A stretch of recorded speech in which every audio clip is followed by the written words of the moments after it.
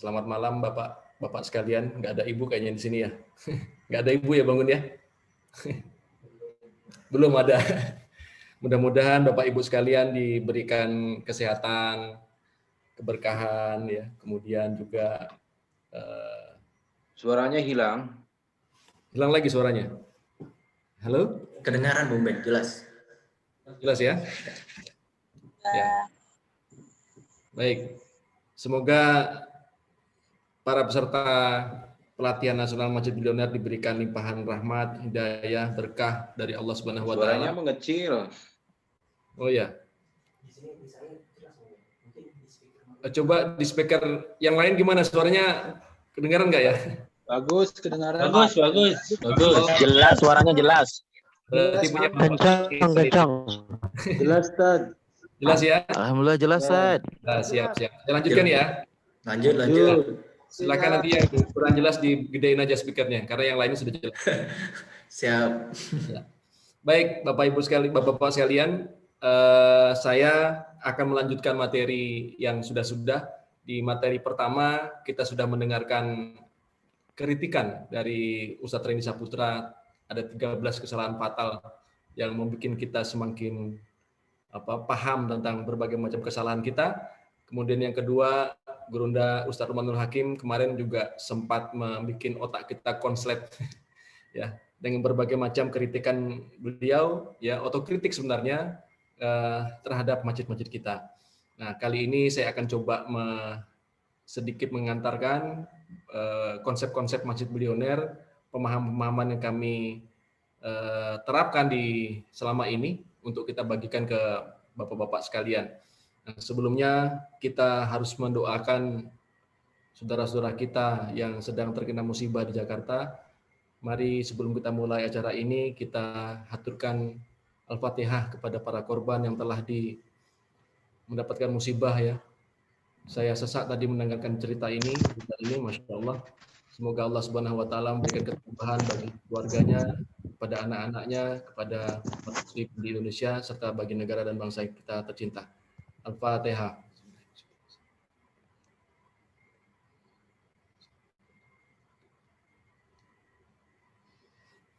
Ya, makasih Bapak-Bapak sekalian. Baik, saya akan memulai kegiatan ini dengan men-share materi tentang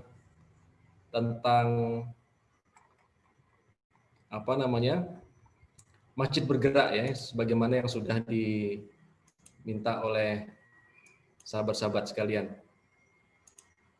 Sebentar, saya siapkan dulu. Oke, nampak ya Bapak Ibu sekalian ya? Ya, jelas. Oke, baik.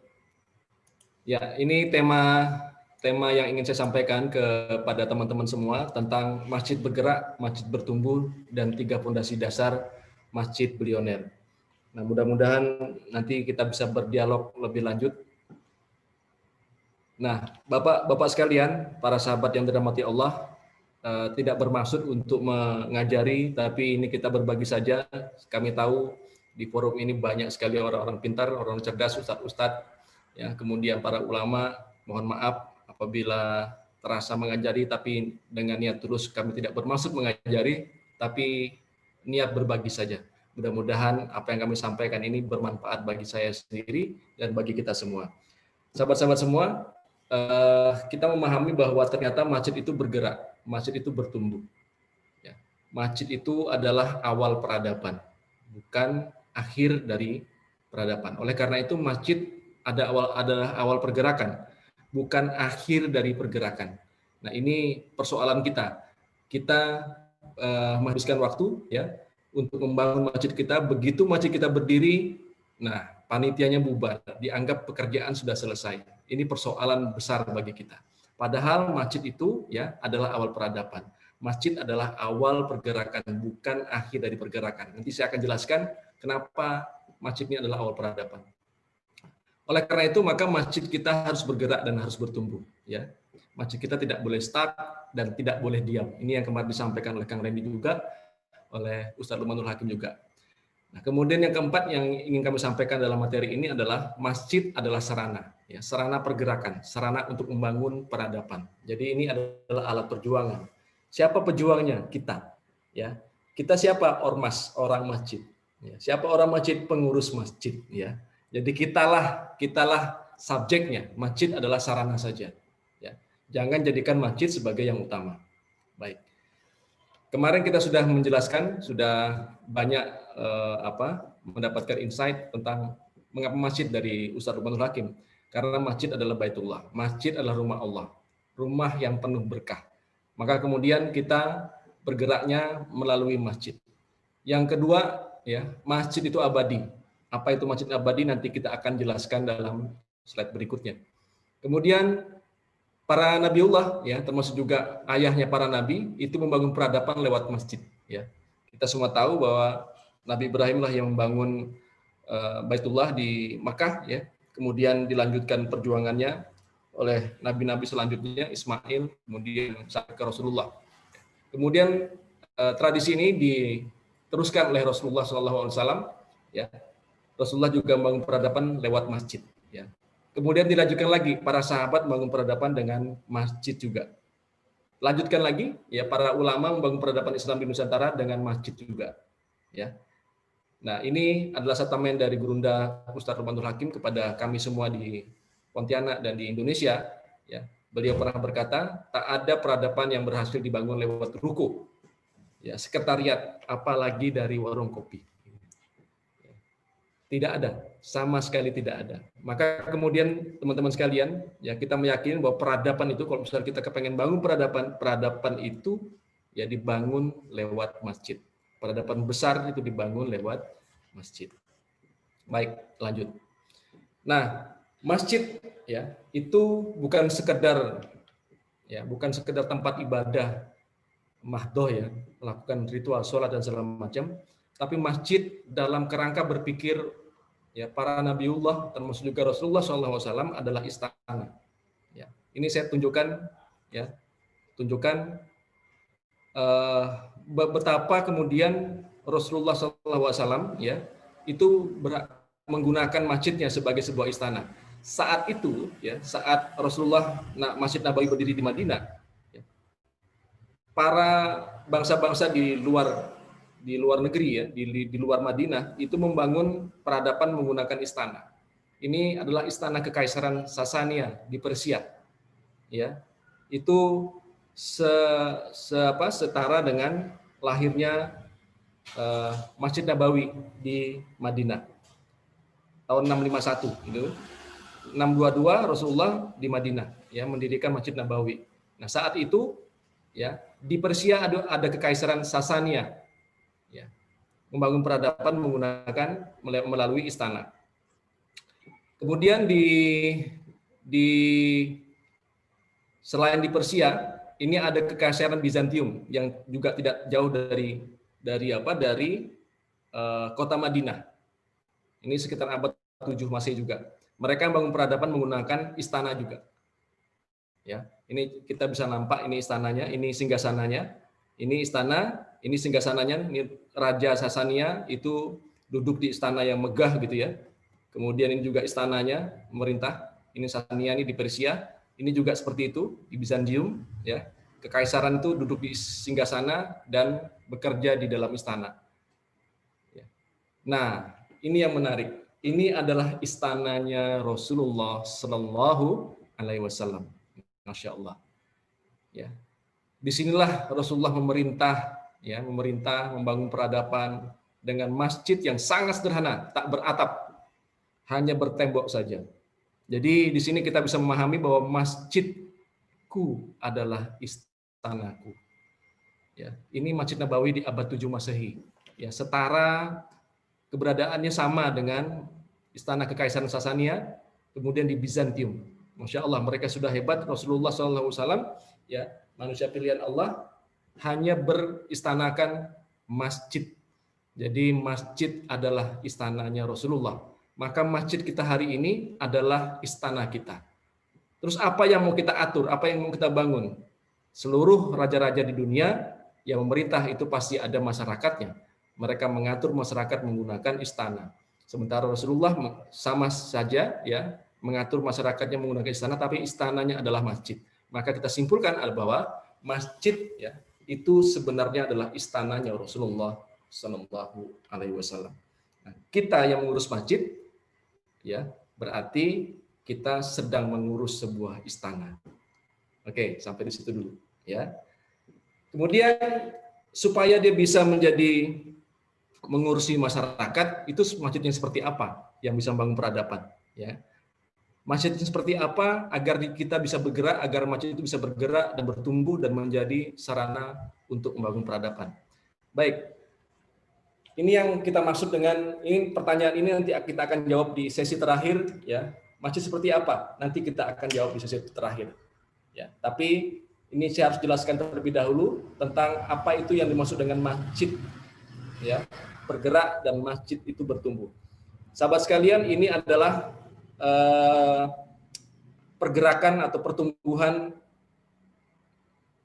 Ka'bah ya, Baitullah di Mekah. Ya. Yang hari ini kita lihat di Mekah itu, ya kan, seperti ini ya. Ini terakhirnya, sahabat sekalian. Akhir-akhir ini saja. Bukan sejak awal sudah seperti ini. Awalnya seperti ini. Ya. Itu hanya sebuah lembah kosong, nggak ada siapa, tidak ada manusia di sini. Ya. Kemudian muncul pemukiman. Ini Baitullah di sini, di pusatnya, tumbuh pemukiman.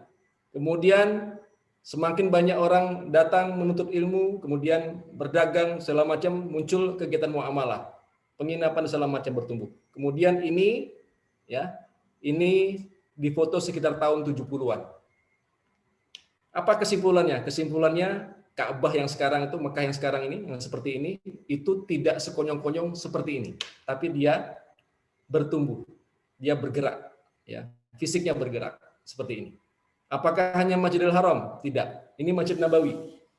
Masjid Nabawi yang hari ini kita lihat, kita saksikan saat ini, awalnya tidak seperti ini, sahabat-sahabat sekalian, teman-teman sekalian. Awalnya hanya seperti ini. Ya, ukuran awalnya Masjid Nabawi itu 30 kali 35 meter atau sekitar 1050 meter persegi. Ya, ini kalau masjid kapal ini setengahnya masjid kapal lah. Masjid kami 11 kali 17. Ya, mudah-mudahan Bapak-bapak sekalian punya masjid yang lebih besar daripada ini dan tidak beratap. Ya, tidak beratap. Nah, kubah hijau yang kita lihat ini yang tengah-tengah ini itu baru saja dibangun ya tahun 1279 Masehi. Sekitar ya sekitar 600 tahun setelah wafatnya Rasulullah, gitu ya. Yang sebelah kiri ini zaman Utsman bin Affan. Kalau nggak Umar, Utsman ini dibangunnya. Ini Masjid Nabawi di eranya Umar atau Utsman. Ya, nanti kita bisa cek lagi. Awalnya seperti ini, kemudian berkembang seperti ini, lalu seperti ini. Ya, yang kita lihat ini sekarang ini adalah perluasan terakhir tahun 84. Oleh Raja Fat sehingga bisa menampung jutaan jamaah. Tapi sebelumnya ya hanya ratusan orang saja ya yang bisa ditampung oleh masjidnya Rasulullah di Madinah. Jadi Masjid Nabawi itu bertumbuh. Masjid Nabawi itu juga bergerak ya, bergerak. Nah, ini diperluas, direhab 9 kali di Masjid Nabawi. Nah, semua masjid itu mengalami hal yang sama. Ya, masjidnya secara fisik itu dia bertumbuh, ya, dia bertumbuh, makin besar, searah dengan kontribusinya. Nah, ini peran masjid ya dalam bidang pendidikan. Kalau tadi kita coba lihat, saya tidak perlu lagi mengulangi bagaimana kemudian masjid tak beratap ini itu aktivitas dakwahnya bisa sampai ke Romawi, Bizantium, hampir ke Persia, ya. Kemudian ini masih digunakan di zamannya Umar bin Khattab dan Utsman bin Affan, ya kan, sampai ke Baghdad, ya, bahkan sudah menyeberangi zamannya Utsman bin Affan sudah menyeberangi sampai ke 3 benua. Ini masjidnya belum beratap, ya seperti ini. Sekarang sudah beratap semua ya di Masjid Nabawi. Ya. Nah, sahabat sekalian, itu peran masjid ya. Di sini kita bisa menyimpulkan bahwa Rasulullah itu mengutamakan fungsi dan kontribusi dibandingkan fisik dan bangunan. Ya, kita mudah-mudahan bisa refleksi dari sini. Jangan sampai kemudian masjid kita punya kubah yang megah, punya atap yang hebat, tapi kontribusinya itu kecil. Ya, mohon maaf ya. Nah, ini teman-teman sekalian, masjid adalah pusat peradaban. Ini Masjid Al-Karuin. ya, di Maroko. Ini adalah universitas tertua di dunia. Kemarin Ustaz Rubanul Hakim pernah mengatakan, masjidlah yang mestinya punya sekolah, masjid yang punya pondok, masjid yang punya hotel, masjid yang punya mall, masjid yang punya pasar. Bukan pasar yang punya masjid, bukan kampus yang punya masjid. Masjid yang punya pondok, masjid yang punya pesantren. Nah, ini Masjid Al-Karuin. Ini sejak abad 859 Masehi sudah ada universitas. Jadi kalau misalnya hari ini ada masjid yang masih hanya sekedar bercita-cita hanya kepengen sekolah SD saja, wah itu harus direvisi.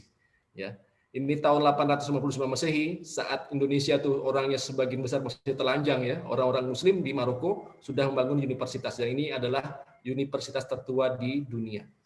Ya, kemudian juga ada Masjid Al-Azhar di Kairo, ya, didirikan tahun 972 Masehi. Ini juga termasuk salah satu universitas tertua di dunia. Di dunia ya, bukan hanya sekedar di Jazirah Arab saja, di dunia. Nah, ini fungsi masjid ya. Masjid ini kalau kita coba lihat ini adalah masjid yang masjid yang bisa digunakan untuk membangun peradaban sebagai pusat peradaban. Nah, teman-teman sekalian, tadi kita coba lihat tentang fungsi masjid. Masjid ini sebagai pusat peradaban. Sekarang saya ingin menjelaskan tentang masjid itu abadi. Ya, masjid abadi. Ini adalah Masjid Demak. Masjid Demak ini dibangun di era Kesultanan Demak 1481 Masehi. Ya.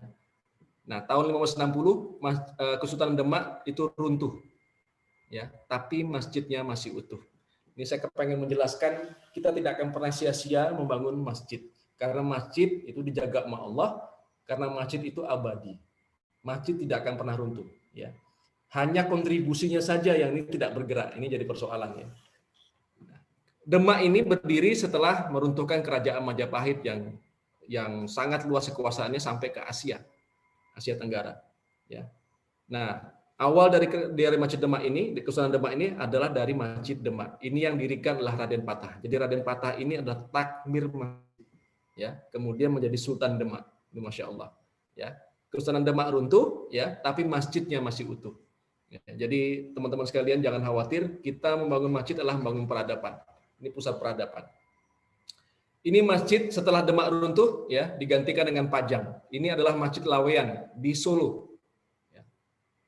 Nah, cuman Kesultanan Pajang ini runtuh tahun 1568 ya. Walaupun dia runtuh oleh Mataram Islam tapi masjidnya masih utuh. Ya, silahkan nanti datang ke Solo lihat Masjid Laweyan. Ini adalah masjidnya dari Kesultanan Pajang ya.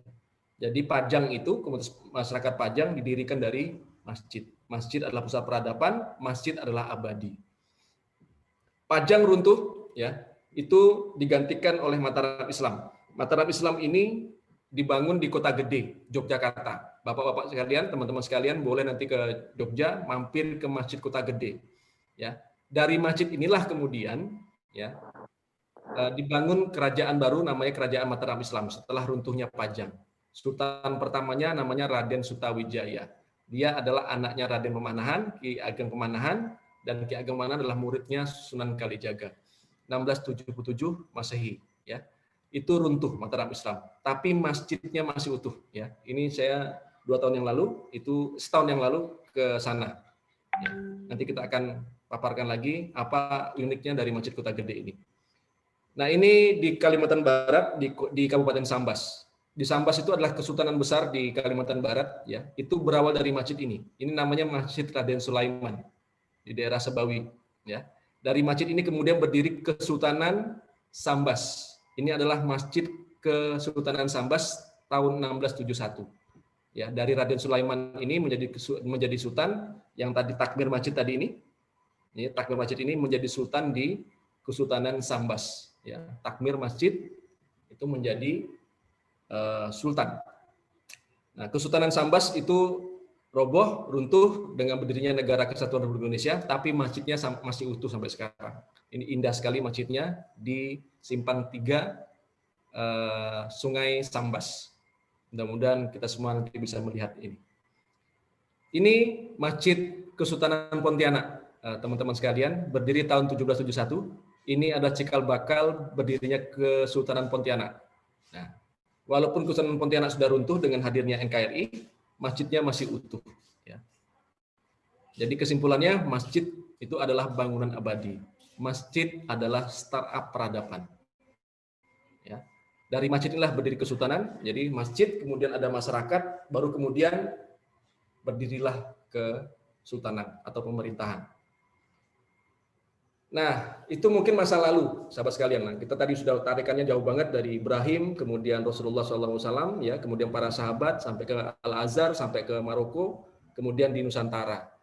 Ini yang sangat dekat di abad 20, ya, Perserikatan Muhammadiyah.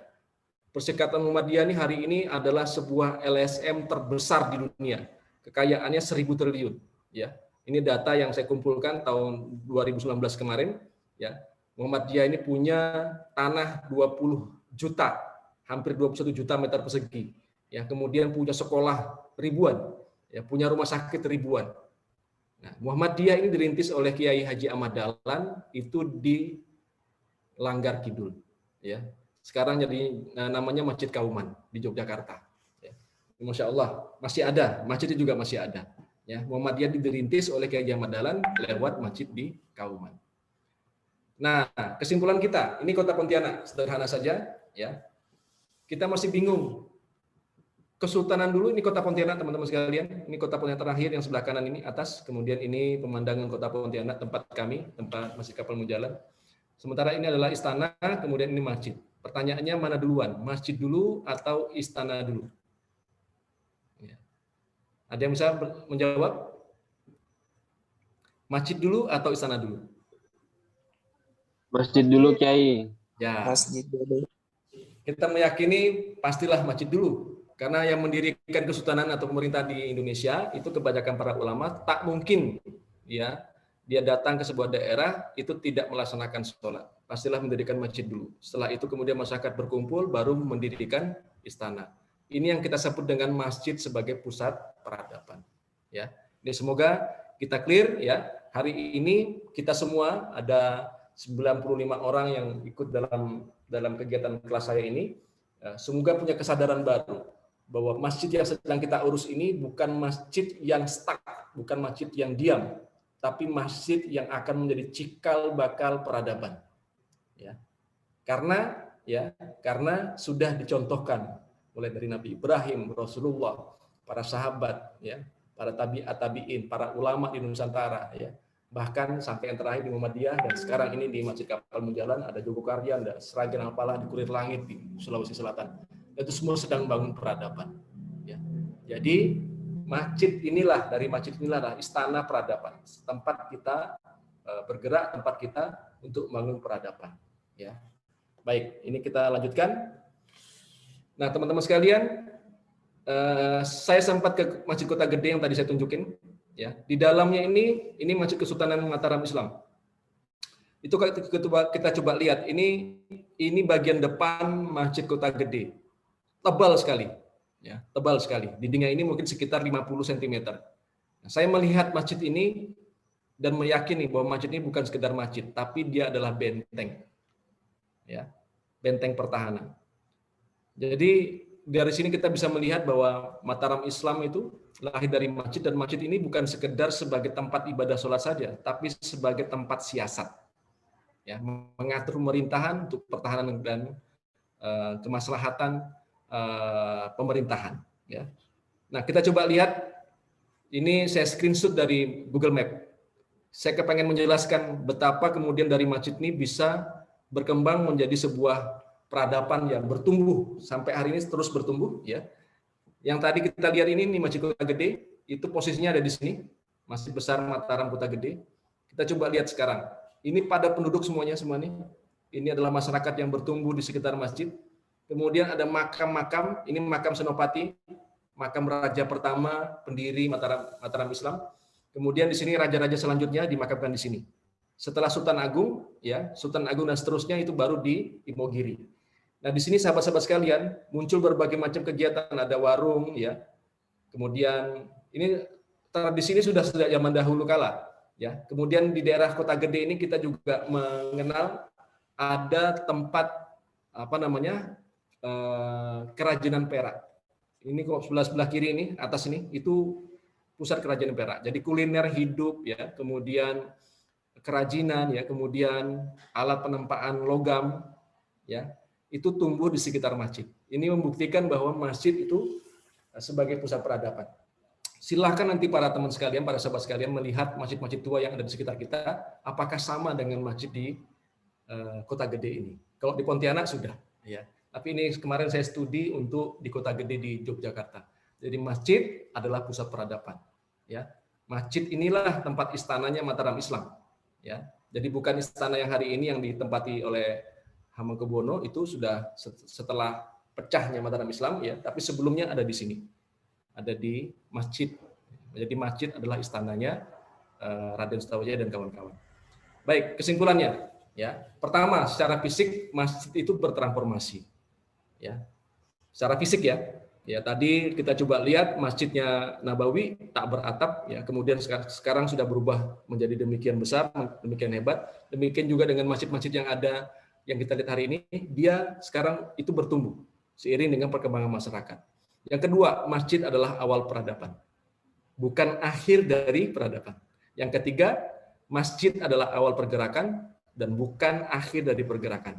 Yang keempat, masjid kita berarti ya harus bergerak dan masjid kita harus bertumbuh, tidak boleh berhenti.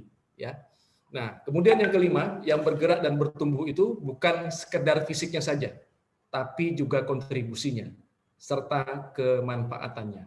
Inilah yang akan kita pelajari dalam pelatihan ini, pelatihan Masjid Bilioner, tentang bagaimana kemudian masjid ini bertransformasi, kemudian bagaimana masjid ini bisa menjadi pusat peradaban, dan bagaimana kemudian memperbanyak fungsi ya dan kontribusi dari masjid yang kita kelola. Nah, kemudian ada hikmah dan pelajarannya. Yang pertama adalah masjid adalah sarana pergerakan, sarana untuk bangun peradaban. Masjid tidak boleh stuck, masjid tidak boleh diam, masjid harus bergerak. Ya. Kemudian kita juga harus membedakan antara masjid dengan pengurus masjid. Masjid adalah benda mati, ya. Pengurus masjid adalah benda hidup, orangnya hidup. Ya. Masjid tak punya akal budi, yang punya akal dan budi adalah pengurus masjid, ya, para orang masjid atau ormas dan kita semua. Ya. Maka kita semualah yang menentukan apakah masjid ini bisa bergerak, bertumbuh, dan memberikan kontribusi, atau masjid kita mati karena pengurusnya titik. Ya. Baik, lanjut. Ya. Terus masjid seperti apa? Masjid seperti apa yang kita perlukan? Ini menjawab pertanyaan pertama tadi. Ini kita sudah ngomongin masjid peradaban, kemanfaatan. Terus bagaimana kita bisa apa? Masjid yang seperti apa yang bisa bergerak dan bisa bertumbuh sehingga menjadi sarana untuk membangun peradaban.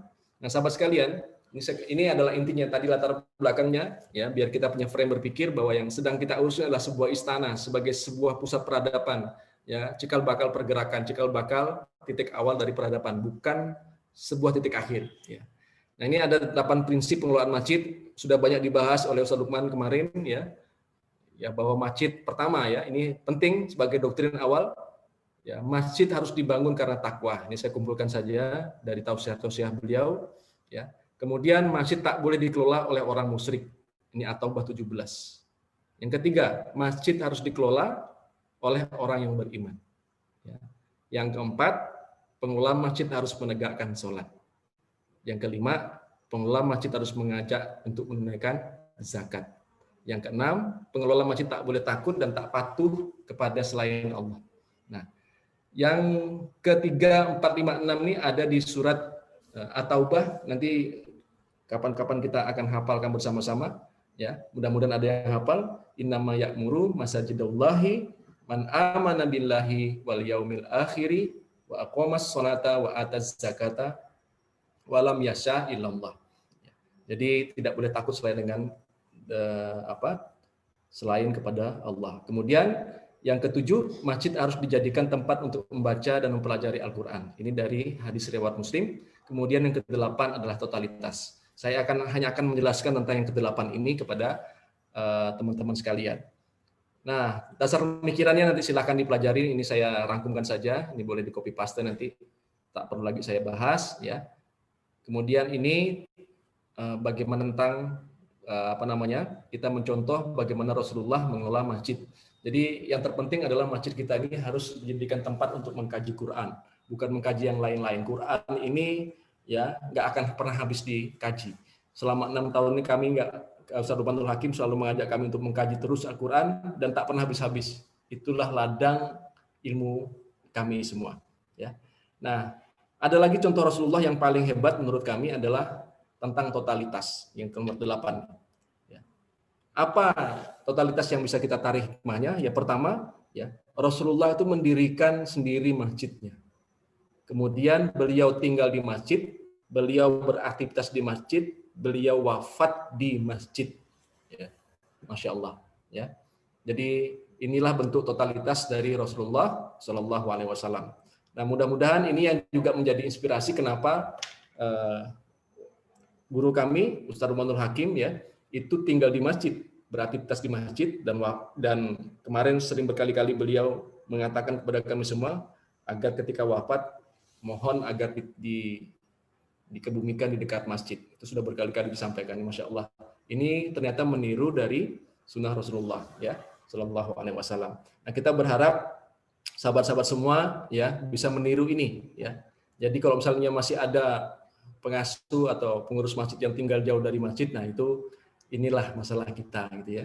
Nah, totalitas tinggal di masjid ya. Saya sendiri sudah mulai sejak 3 bulan yang lalu telah diminta oleh Ustaz Lukmanul Hakim untuk meninggalkan rumah saya dan tinggal di sekitar masjid dan alhamdulillah ya saya hanya bisa mengatakan sami nama tokna. Hari ini saya tinggal dekat masjid. Kemudian, nah sahabat sekalian, ini totalitas kita tutup dulu sebentar. Ini sebagai pemantik pemikiran saja. Nah, saya ingin menjelaskan lagi tentang 3 fondasi dasar Masjid Bilioner. Ini tentang untuk menjawab tentang masjid yang seperti apa, yang bisa bergerak, yang bisa bertumbuh dan menjadi pusat peradaban. Ya, ini yang kami sebut dengan Masjid Bilioner. Bagaimana sih caranya masjid ini bisa kemudian bertumbuh ya, bergerak ya? Nah, ada 3 fondasi ternyata setelah kita pelajari, kemudian kita packing menjadi 3 fondasi dasar Masjid Bilioner. Apa itu, sahabat sekalian? Ini sudah disampaikan oleh guru-guru yang kita ya. Nah, cuman saya ingin menjelaskan ini baru pengantar ya. 3 materi.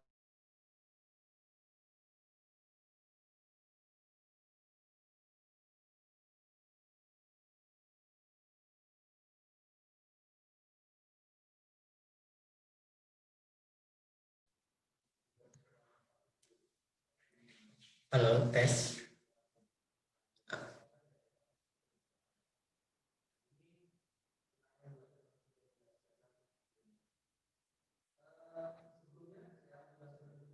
Menggambarkan banyak teman-teman sekalian, istilahnya ribuan, jutaan dan segala macam, sama seperti istilah ribuan. Jadi kita miliaran ini kita artikan sebagai sebuah istilah yang menggambarkan banyak. Jadi Masjid Bilioner, masjid yang makmur, berlimpah dan beraset beromset miliaran. Nah, ini 3 fondasi yang akan kita kaji selama 1 bulan lebih ya di masa yang akan datang, selama hampir sekitar pengantarnya 3, ada sesi yang lain, ada 14 materi ya. Kita sudah melewati 3 hari ini, ada 11 materi lagi. Kita akan belajar tentang 3 fondasi ini. Pertama adalah Baitullah. Baitullah itu adalah rumah Allah. Kemarin sudah dijelaskan oleh Ustaz Lukmanul Hakim. Baitullah itu tempat kembali. Kemudian yang kedua, fondasi kedua adalah Baitul Mal. Ya. Fondasi ketiga adalah Baitul Muamalah. Apa itu ketiga-tiganya nanti akan kita bahas secara beruntutan. Ya. Tapi secara sederhana, Baitullah itu adalah masjid, Baitul Mal adalah rumah harta, kemudian Baitul Muamalah adalah rumah untuk kegiatan ekonomi. Ya. Sebenarnya ada lagi satu, Baitul Siasah, tapi kita tidak akan bahas itu. Ya. Kita hanya membahas 3 fondasi dasar ini saja. Ya. Nah, Baitullah itu didirikan di abad pertama Rasulullah hijrah di Madinah, kemudian Baitul Mal itu didirikan di tahun kedua Rasulullah hijrah di Madinah. Kemudian setelah Baitul Mal berdiri, muncullah pasar, ya, muncullah kegiatan ekonomi di sekitar Masjid Nabawi. 3 fondasi dasar ini adalah fondasi dasar bertumbuhnya masjid itu menjadi pusat peradaban. Kemudian dari 3 fondasi inilah teman-teman semua, para sahabat semua, para asatid, ya, kita baru bisa membangun pilar-pilar peradaban. Apakah itu pilar di bidang ekonomi, ya, apakah di bidang sosial, bidang budaya, di bidang politik, ya, di bidang teknologi, semuanya beranjak dari 3 hal ini. Ya, dari Baitullah, Baitul Mal, kemudian Baitul Muamalah. Sederhana saja. Ya, inilah konsep dari pengembangan peradaban. Kalau kita tidak punya konsep ini, maka peradaban kita, ya, pilar peradaban kita tidak akan tegak dan kita tidak bisa memajukan masjid kita. Nah, masjid sebagai pusat peradaban. Terus bagaimana kemudian tiga fondasi ini bisa bekerja? Yang pertama, ya, di Baitullah ini, teman-teman sekalian, Baitullah ini adalah pusat ibadah, pusat tarbiyah. Jadi Rasulullah itu menjadikan masjidnya itu sebagai tempat ibadah, sholat, zikir, ya, untuk mengingat Allah, itu ibadah dan tidak boleh ditampilkan, memang harus seperti itu. Kemudian yang kedua ada sarana untuk pendidikan, ya. Nah, tarbiyah, ya, pendidikan, taklim, kemudian tarbiyah di sini. Tarbiyah ini lebih kepada untuk pergerakan, ya, tarbiyah. Kemudian ketika masjid telah melaksanakan fungsi Baitullahnya, ini ibadah tarbiyah, ya, termasuk juga tarbiyah ini pergerakan, ya, pergerakan, ya. Maka kemudian masjid itu menjadi pusat ilmu pengetahuan, ya, pusat ilmu pengetahuan. Nah, kemudian setelah itu berkembang di Baitul Mal, ketika kita membuat rumah harta, akan berkembang ziswab, zakat, infak, sodakoh, dan wakaf. Ya, ziswab ini, ya, kemudian akan menjadikan masjid kita itu sebagai pusat layanan sosial. Ya, orang miskin, ya, dikasih sedekah, ya, anak yatim, kemudian lansia, orang sakit dirawat. Kemudian ada 8 asnaf penerima zakat, termasuk mu'alaf, fisabilillah, dan segala macam. Kemudian wakafnya, sarana sosial untuk pabrik, jalan, masjid, tempat pendidikan, ya. Inilah yang akan bertumbuh di sekitar masjid ketika masjid kita telah membangun Baitul Mal. Jadi Baitullah dulu, kemudian Baitul Mal. Setelah itu, ya, secara otomatis biasanya, menurut pengalaman kami, akan muncul, ya, pusat muamalah, ya, pusat muamalah. Kenapa bisa seperti itu? Ya, karena di sini mendatangkan traffic, ini juga mendatangkan modal sosial dengan masyarakat yang akan berkumpul, bertahan, membuat sebuah siklus, ya, hubungan yang tak putus, interaksi yang terus terkoneksi, kemudian membuat pusat muamalah. Ya, nanti saya akan jelaskan bagaimana pertumbuhan Masjid Kapal Munjalan sehingga membentuk siklus ini, ya. Sekarang perekonomian di Munjalan itu sekarang sudah bertumbuh, ada pondok digital yang didirikan oleh Pak KYN, ya, kemudian juga ada bisnis-bisnis yang dibangun di sekitar masjid oleh sahabat-sahabat yang lain. Sudah mulai bertumbuhan pusat muamalahnya. Jadi itu sekitar masjid, ya.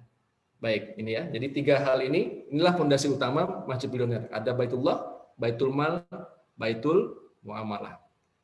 Nah,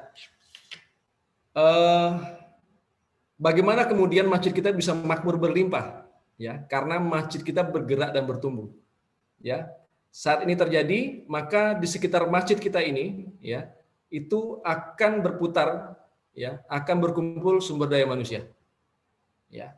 Kemudian akan berkumpul sumber daya modal, ya. Modal dan SDM ini kita sebut dengan sumber daya dakwah, ya. Sumber daya dakwah ini akan menjadi magnet kembali, ya, kemudian membentuk pasar, ya. Pasar ini akan menghasilkan pemasukan, kemudian memunculkan SDM kembali, terus seperti ini, ya. Sehingga muncullah kemudian Masjid Bilioner, masjid yang makmur berlimpah. Kenapa kok berlimpah? Nanti SDM-nya, ya, itu support modalnya di sumber daya dakwah. Sumber daya dakwah ini kemudian menciptakan market baru, ya. Terus seperti itu. Ini yang disebut dengan masjid makmur berlimpah. Nah, tapi kalau tidak ada Baitul Mal, dia bocor. Dia akan bocor. SDM, modal, sumber daya dakwah ini, market itu bocor. Karena tidak ada kegiatan yang bisa dimaksimalkan. Maka masjid ini itu menjadi sentralnya. Ya. Banyak orang datang, orangnya bekerja di mana-mana. Banyak orang pintar, orangnya mengabdi di mana-mana. Ya. Nah, kita harus bisa berpikir masjid kita yang justru, ya, menarik mereka untuk mengabdi kepada masyarakat, untuk bekerja berdasarkan profesinya masing-masing, ya, untuk mendatangkan modal, untuk mendatangkan sumber daya dakwah. Siklus inilah yang menjadikan kita masjid yang miliaran, bukan masjid yang recehan, ya. Baik, ini baru pengantar, ya, baru pengantar. Mudah-mudahan nanti bisa kita bahas lebih lanjut lagi di fase-fase selanjutnya. Nah, teman-teman sekalian, Ya, jadi tiga fondasi ini sekali lagi kita akan pelajari Baitullah, Baitul Mal, Baitul Muamalah, ya kan? Kemudian akan bertumbuh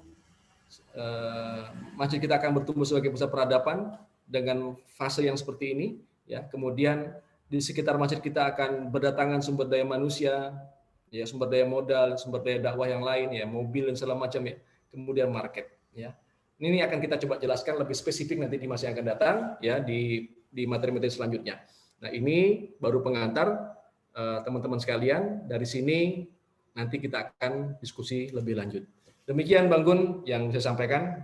Mudah-mudahan bisa diterima. Kalau ada yang salah saya mohon maaf. Ya, billahi taufiq wal hidayah. Wassalamualaikum warahmatullahi wabarakatuh. Waalaikumsalam warahmatullahi wabarakatuh. Terima kasih Bung Ben. Baik Bapak Ibu, itu tadi materi pengantar ya, sebagaimana schedule kurikulum yang kami kirim kepada Bapak Ibu. Ada 3 materi pengantar, yaitu yang pertama dari Ustadz Randy, kemudian yang kedua dari Ustadz Lukman, kemudian yang 3 ini dari Bung Ben. Bung Ben sudah membahas tentang 3 pondasi. Insya Allah nanti di pertemuan selanjutnya akan ada beberapa materi detail lagi tentang bagaimana membangun pondasi Baitullah itu seperti apa, kemudian bagaimana membangun pondasi Baitul Mal, dan kemudian bagaimana membangun pondasi Baitul Muamalah, atau biasa kami juga menyebutnya ATM, Amal Tijarah Masjid, atau kalau di Masjid Al-Falah Sragen BUMM, Badan Usaha Milik Masjid. Baik Bapak Ibu, insya Allah nanti materi-materinya akan lebih detail dan lebih teknis. Insya Allah nanti di pertemuan-pertemuan selanjutnya ini adalah materi pembuka berkaitan dengan pondasi-pondasi yang kemudian ini akan menjadi penguat kita. Seperti apa sih konsep masjid mur berkah berlimpah, seperti apa masjid bilioner. Baik Bapak Ibu, untuk sesi yang selanjutnya ini saya buka untuk pertanyaan. Sesi pertama mungkin 3 orang penanya dengan cara mungkin bisa mengklik tombol raise hand ya, atau juga di kolom chat, atau juga bisa langsung mengaktifkan speakernya. Waalaikumsalam warahmatullahi wabarakatuh. Dengan Pak Didik ya? Ya, Pak Didik Ya, dari Medan. Dari Medan, Horas. Mas. Silakan Pak Didik. Assalamualaikum warahmatullahi wabarakatuh. Waalaikumsalam. Waalaikumsalam.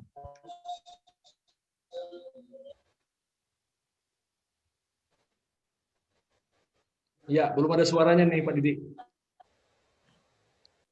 Ini yang kami di masjid kami. Halo? Ya. Ya, sudah dengar Pak. Silakan. Kami berkeinginan untuk membuat Baitul Mal. Ya. Kira-kira langkah awalnya itu apa yang perlu kita siapkan?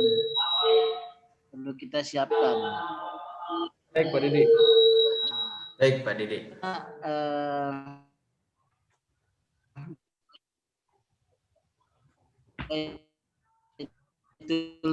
Sepertinya sinyalnya kurang bagus Pak Didik di sana. Modal awal ini. Siap. Sudah ditangkap Pak Didik pertanyaannya. Baik Pak Didik. Oke, kita tampung dulu ya Pak Didik. Tampung yang lain dulu. Saya coba bacakan pertanyaan dari kolom chat Bung Ben. Ya. Terkait SDM, sebagaimana disampaikan tadi, bagaimana kriteria atau tolak ukur dalam penentuan SDM dalam memulai itu tadi ya, pondasi Masjid Bilioner tadi. Kemudian itu yang kedua, ya sama pertanyaannya. Mungkin 2 itu dulu Bung Ben. Ya, 3 ya berarti ya, Bang ya. 2 aja nih. 2 ya, oke. Ya. Baik. Oke, kita jawab dulu satu persatu ya Pak ya. Jadi ini ada yang belum sudah penasaran, sudah kepengen action ya. Jadi tentang langkah-langkah awal untuk mendirikan Baitul Mal, kemudian modal awalnya bagaimana untuk bikin Baitul Mal. Jadi ini baru tahap awal nih Pak, baru pengantar. Bentar. Ya, untuk Baitul Mal ini kita sudah ada pembahasan sendiri, tapi oke, kita akan jawab sedikit ya. Kebetulan materi Baitul Mal nanti saya yang akan sampaikan. Jadi Baitul Mal ini itu nggak perlu ribet-ribet. Jadi sejarahnya Baitul Mal ini ya, begitu Rasulullah kesulitan untuk membagi harta rampasan perang pada saat perang Badar, maka Rasulullah merintahkan untuk membangun Baitul Mal. Ya, kemudian harta rampasan perang itu dibagikan, dicatat ya oleh Baitul Mal, kemudian dibagikan dalam waktu 3 hari. Jadi nggak ada kriteria dan segala macam, nggak ada. Ya, modalnya adalah harta umat. Jadi Baitul Mal ini bukan seperti Baitul Mal wa Tamwil. Baitul Mal wa Tamwil ini kan koperasi ya, ada modal awalnya, ada legalitasnya. Baitul Mal ini tidak perlu. Ya, cukup pengurus masjid saja, pimpinan masjid ya, melakukan musyawarah, sudah dirikan aja Baitul Mal. Kemudian apa produknya? Jiswab, zakat, infak, sedekah. Apakah jiswab itu adalah modalnya Baitul Mal? Jiswab itu bukan modalnya Baitul Mal. Itu adalah hartanya umat gitu. Yang dibagikan kepada masyarakat. Nah, nanti saya akan jelaskan. Baitul Mal kami 6 tahun yang lalu itu didirikan di Masjid Kapal Munjalan. Itu kalau sejak awal sampai sekarang itu udah ratusan miliar Pak yang dibagikan. Jadi jiswab itu bukanlah keuntungan, nggak ada dalam neraca kami Baitul Mal itu ada laba rugi kayak Baitul Mal wa Tamwil ya. Nah, kami nyebutnya itu Baitul Mal no Tamwil gitu ya. Nanti kita akan bahas lebih lanjut. Ini bukan Baitul Mal wa Tamwil, tidak ada simpan pinjam, hanya ada nerima jiswab, zakat, infak, sedekah dan wakaf. Ya, konsepnya sederhana sekali, terima kasih. Ini konsep yang disampaikan oleh Ustaz Lukmanul Hakim. Jadi ini sangat mudah, ya kan? Strateginya apa? Itu aja, terima kasih. Ya. Nah, seperti apa? Nanti Pak Didi silakan tetap stay ya dalam pelatihan ini di materi saya di Baitul Mal tentang ke Baitul Mal. Ya. Kemudian jadi nggak ada modal awal, cukup dengan musyawarah, kemudian terima jiswab, sudah berdirilah Baitul Mal. Ya. Nah, Baitul Mal ini adalah kencelengan raksasa, Pak. Nanti kita akan bahas apa itu kencelengan raksasa. Ya, kencelengan yang bisa menampung uang jutaan bahkan miliaran. Ada kencelengan kecil di masjid, itu hanya bisa nampung. Itu kalau misalnya sebesar-besarnya masjid ya, sebesar-besar kencelengan itu Pak. Kalau misal kita masukkan uang di situ, ya paling laju itulah sekitar 300.000 sampai 500.000. Jarang ada orang masukkan kencelengan 1 juta. Tapi dengan Baitul Mal orang bisa transfer 50 juta, 1 juta, 1 miliar. Ya. Nah inilah pentingnya bikin Baitul Mal. Nanti akan kita bahas kencelengan raksasa ini di materi selanjutnya tentang setelah Baitullah kemudian kita bikin Baitul Mal. Nah, Baitul Mal inilah kencelengan raksasa. Gitu ya Pak Didi ya. Nanti kita akan bahas lebih lanjut ya. Ini baru pengantar Pak ya. Baru innalhamdulillah kata Ustaz Lukman. Baik, kemudian tentang SDM, sumber daya masjid ini. Nah, awalnya teman-teman sekalian kalau misalnya kita pengalaman kami di Masjid Kapal Munjalan ini ya. Dan berbagai macam sejarah yang kita perhatikan, itu keberadaan masjid ini pentingnya pengasuh. Pengasuh ini adalah ulamanya. Di India itu ada namanya semacam perguruan ya, semacam pusat pendidikan namanya Santiniketan. Itu jauh di tengah hutan, dikejar Pak. Ya. Dan hampir semua pesantren-pesantren yang ada di Jawa yang saat ini besar-besar itu dulunya adalah hutan rimba. Kenapa dikejar orang? Kenapa orang-orang datang ke sana dan kemudian setelah lulus mengabdi di sana? Ya, karena ada ulama di sana. Ya. Dalam konsep pengembangan Baitullah, ya nanti kita akan bahas pentingnya pengasuh, pentingnya seorang kiai, dan dia harus total tinggal di masjid, Pak. Nah, ini kan bahaya nih ya. Ini karena dipancing ya, saya jelaskan konsepnya. Jadi masjid yang ingin menjadi pusat peradaban wajib punya pengasuh. Nah, pengasuh inilah yang kemudian Bang Ridho ya, itu bisa menarik sumber daya manusia yang dari jauh dari manapun ya untuk datang ke masjid kita dan kemudian berkiprah, berkhidmat ya dan berkontribusi untuk membangun masjid kita secara berjamaah. Ini terjadi di masjid kami. Sekarang kita udah 300 SPA, Pak. 300 santri penerima amanah. Pengurus masjid lah kalau istilah zaman sekarang ya, yang aktif. dan ya hampir semuanya berasal dari luar kota. Karena di sini hanya 9 rumah saja dari ratusan rumah di sini di masjid kami ini, ya hanya 9 rumah saja yang Muslim dan tidak punya anak laki-laki. Jadi semua itu dari luar, bahkan dari Bogor, dari Jambi, ya. Baitul Mal dari Jambi, jauh sekali. Datang ya ke sini. Dan siapa yang menggerakkan? Bukan masjid kami, itu Allah yang datangkan. Jadi jangan khawatir, yang penting kita ikuti sunnahnya nih. Ya, jangan sampai kemudian kita berharap SDM yang berkualitas, tapi kita sendiri nggak berkualitas. Gitu. Kita berharap ada SDM yang ikhlas, kita sendiri nggak ikhlas dalam membangun masjid. Ini nggak bisa. Maka pengurusnya harus bisa jadi magnet.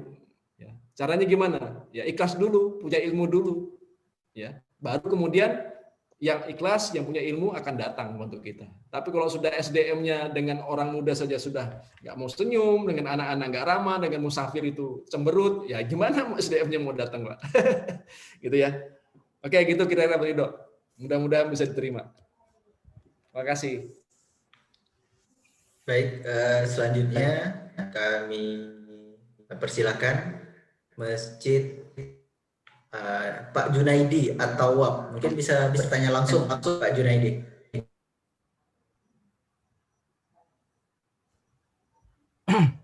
Halo, Assalamualaikum Ustaz. Waalaikumsalam Pak Junaidi. Iya Ustaz. Ini Ustaz mau tanya, kebetulan kan ini kan masjidnya akan diresmikan tanggal 1 Januari 2021. Ya. Baik. Terus kami itu ingin kan jamaahnya itu kan misalnya dari maghrib hingga isya itu betah Ustaz, nggak pulang. Jadi memberikan kenyamanan jamaah. Kira-kira apa Ustaz masukan dan atau nasihatnya Ustaz sehingga programnya bisa berjalan Ustaz? Oke. Makasih. Terima kasih Pak Junaidi. Kita catat dulu satu lagi dari Masjid Nurul Iman Labuhan. Nurul Iman, Pak siapa? Assalamualaikum Pak. Waalaikumsalam warahmatullahi wabarakatuh. Silakan Pak. Nurul Iman. Pak, dari perkenalkan Pak, saya Andoko Pak, Pak Andoko. Siapa? Mana Pak Andoko? Labuhan. menggantikan Ustadz Dr. Bukhari Fasa Marvin yang sedang tugas di Jakarta. Masya Allah. Gini Pak Ustadz, saya mau menanyakan masalah bagaimana ya Ustadz ya cara mentransformasi dari Watamwil itu menjadi Baitul Mal Ustadz, gitu kan? Karena saya pernah dengar dulu Munjalan itu kan Ustadz, awalnya itu pernah mendirikan Watamwil Ustadz, ya kan? Selanjutnya bertransformasi ke Baitul Mal. Gimana cara-caranya atau step-stepnya itu untuk merubah dari Watamwil ke Baitul Mal? Seperti itu Ustadz. Ya, makasih Pak Andoko. Ya. Siap. Satu lagi. Ada? Ya, satu lagi silakan. Ya, Mas Fadil. Silakan Mas Fadil. Muhammad Fadil. Assalamualaikum warahmatullahi wabarakatuh. Dengan Waalaikumsalam. Fadil dari Padang, Ustaz, Ya, Sumatera Padang. Barat. Silakan. Ada ya? Oke. Siap. Yang mau ditanyakan itu ini persoalan membangun Baitul Mal itu mesti pakai badan hukum yang pertama itu. Yang kedua untuk pengumpulan dana itu apakah bikin rekening khusus atau gimana Ustaz? Soalnya kalau bikin rekening khusus kan berkaitan dengan pajak segala macam. Apalagi kalau dengan dana segar miliaran itu kan bisa kebaca semua orang bank segala macam. Kan otomatis banyak lagi persyaratan di sana. Itu mungkin Ustaz. Ya, baik. Langsung dia bangun dia. Boleh, Bung Ben. Ini lebih banyak tanya jawab nih kita nih. Ya. Ini pada nggak sabar ingin mau lompat ke materi. Padahal ini masih pengantar nih, Pak. Nggak apa-apa. Nanti lebih detailnya kita akan bahas. Jadi saya mulai dari Pak Junaidi dulu. Bagaimana supaya jamaah itu betah dari maghrib sampai isya? Yang pertama, apa kepentingan kita supaya masyarakat itu betah di masjid kita? Itu dulu. Ya kan? Apakah setelah itu masjid kita menjadi makmur? Apakah kemudian dengan betahnya di masjid itu masjid kita semakin punya kontribusi yang besar bagi masyarakat? Ya, atau kepengen gagah-gagahan aja. Masjid kita tuh ramai dibandingkan masjid yang lain. Nah, ini dulu ya. Ini dulu yang kita harus kita pahami. Nah, Kita akan bahas nanti di Masjid beliau tadi bukan sekedar mempertahankan gimana umat ini, masyarakat ini bisa bertahan di maghrib sampai isya saja, tapi bertahan 7 hari dalam seminggu, ya, bertahan 4 minggu dalam 1 bulan, bahkan bertahun-tahun lamanya. Jadi mana yang lebih menarik, maghrib isya atau bertahan selama-lamanya? Ya. Iya. Pak Junaidi. Selama-lamanya, Ustaz. Lama-lamanya. Oke, kalau sekedar menarik jamaah untuk diam maghrib sampai isya, kasih makan aja Pak, insya Allah bertahan ramai. Nggak usah pusing-pusing ya, nggak usah pusing-pusing. Ya, kasih kopi, kasih makan, insya Allah maghrib sampai isya bertahan. Gitu. Jadi sederhana saja, nggak ada yang lain-lain. Tapi yang jadi masalah kan gini, bukan bertahannya kan, tapi bagaimana kemudian orang-orang yang datang ini bisa berkontribusi, bisa berkhidmat ya kepada masyarakat, kepada umat lewat masjid kita. Ini yang susah, Pak. Ya, nah itu gimana tuh, Ustaz? Makanya ini yang kita sebut dengan Baitullah. Ya. Nggih. Baitullah ini itu pondasi dasar, ya. Saya jelaskan sedikit ya tentang bagaimana kemudian fase masjid ini bisa menahan atau membuat orang itu bertahan. Tidak sekedar sehari 2 hari, bukan sekedar pada maghrib sampai isya, tapi bertahun-tahun lamanya. Saya berikan contoh. Gontor. Gontor ini dibangun lewat sebuah surau kecil namanya Masjid Atik. Sampai sekarang masih ada. Pak Junaidi di mana lokasinya?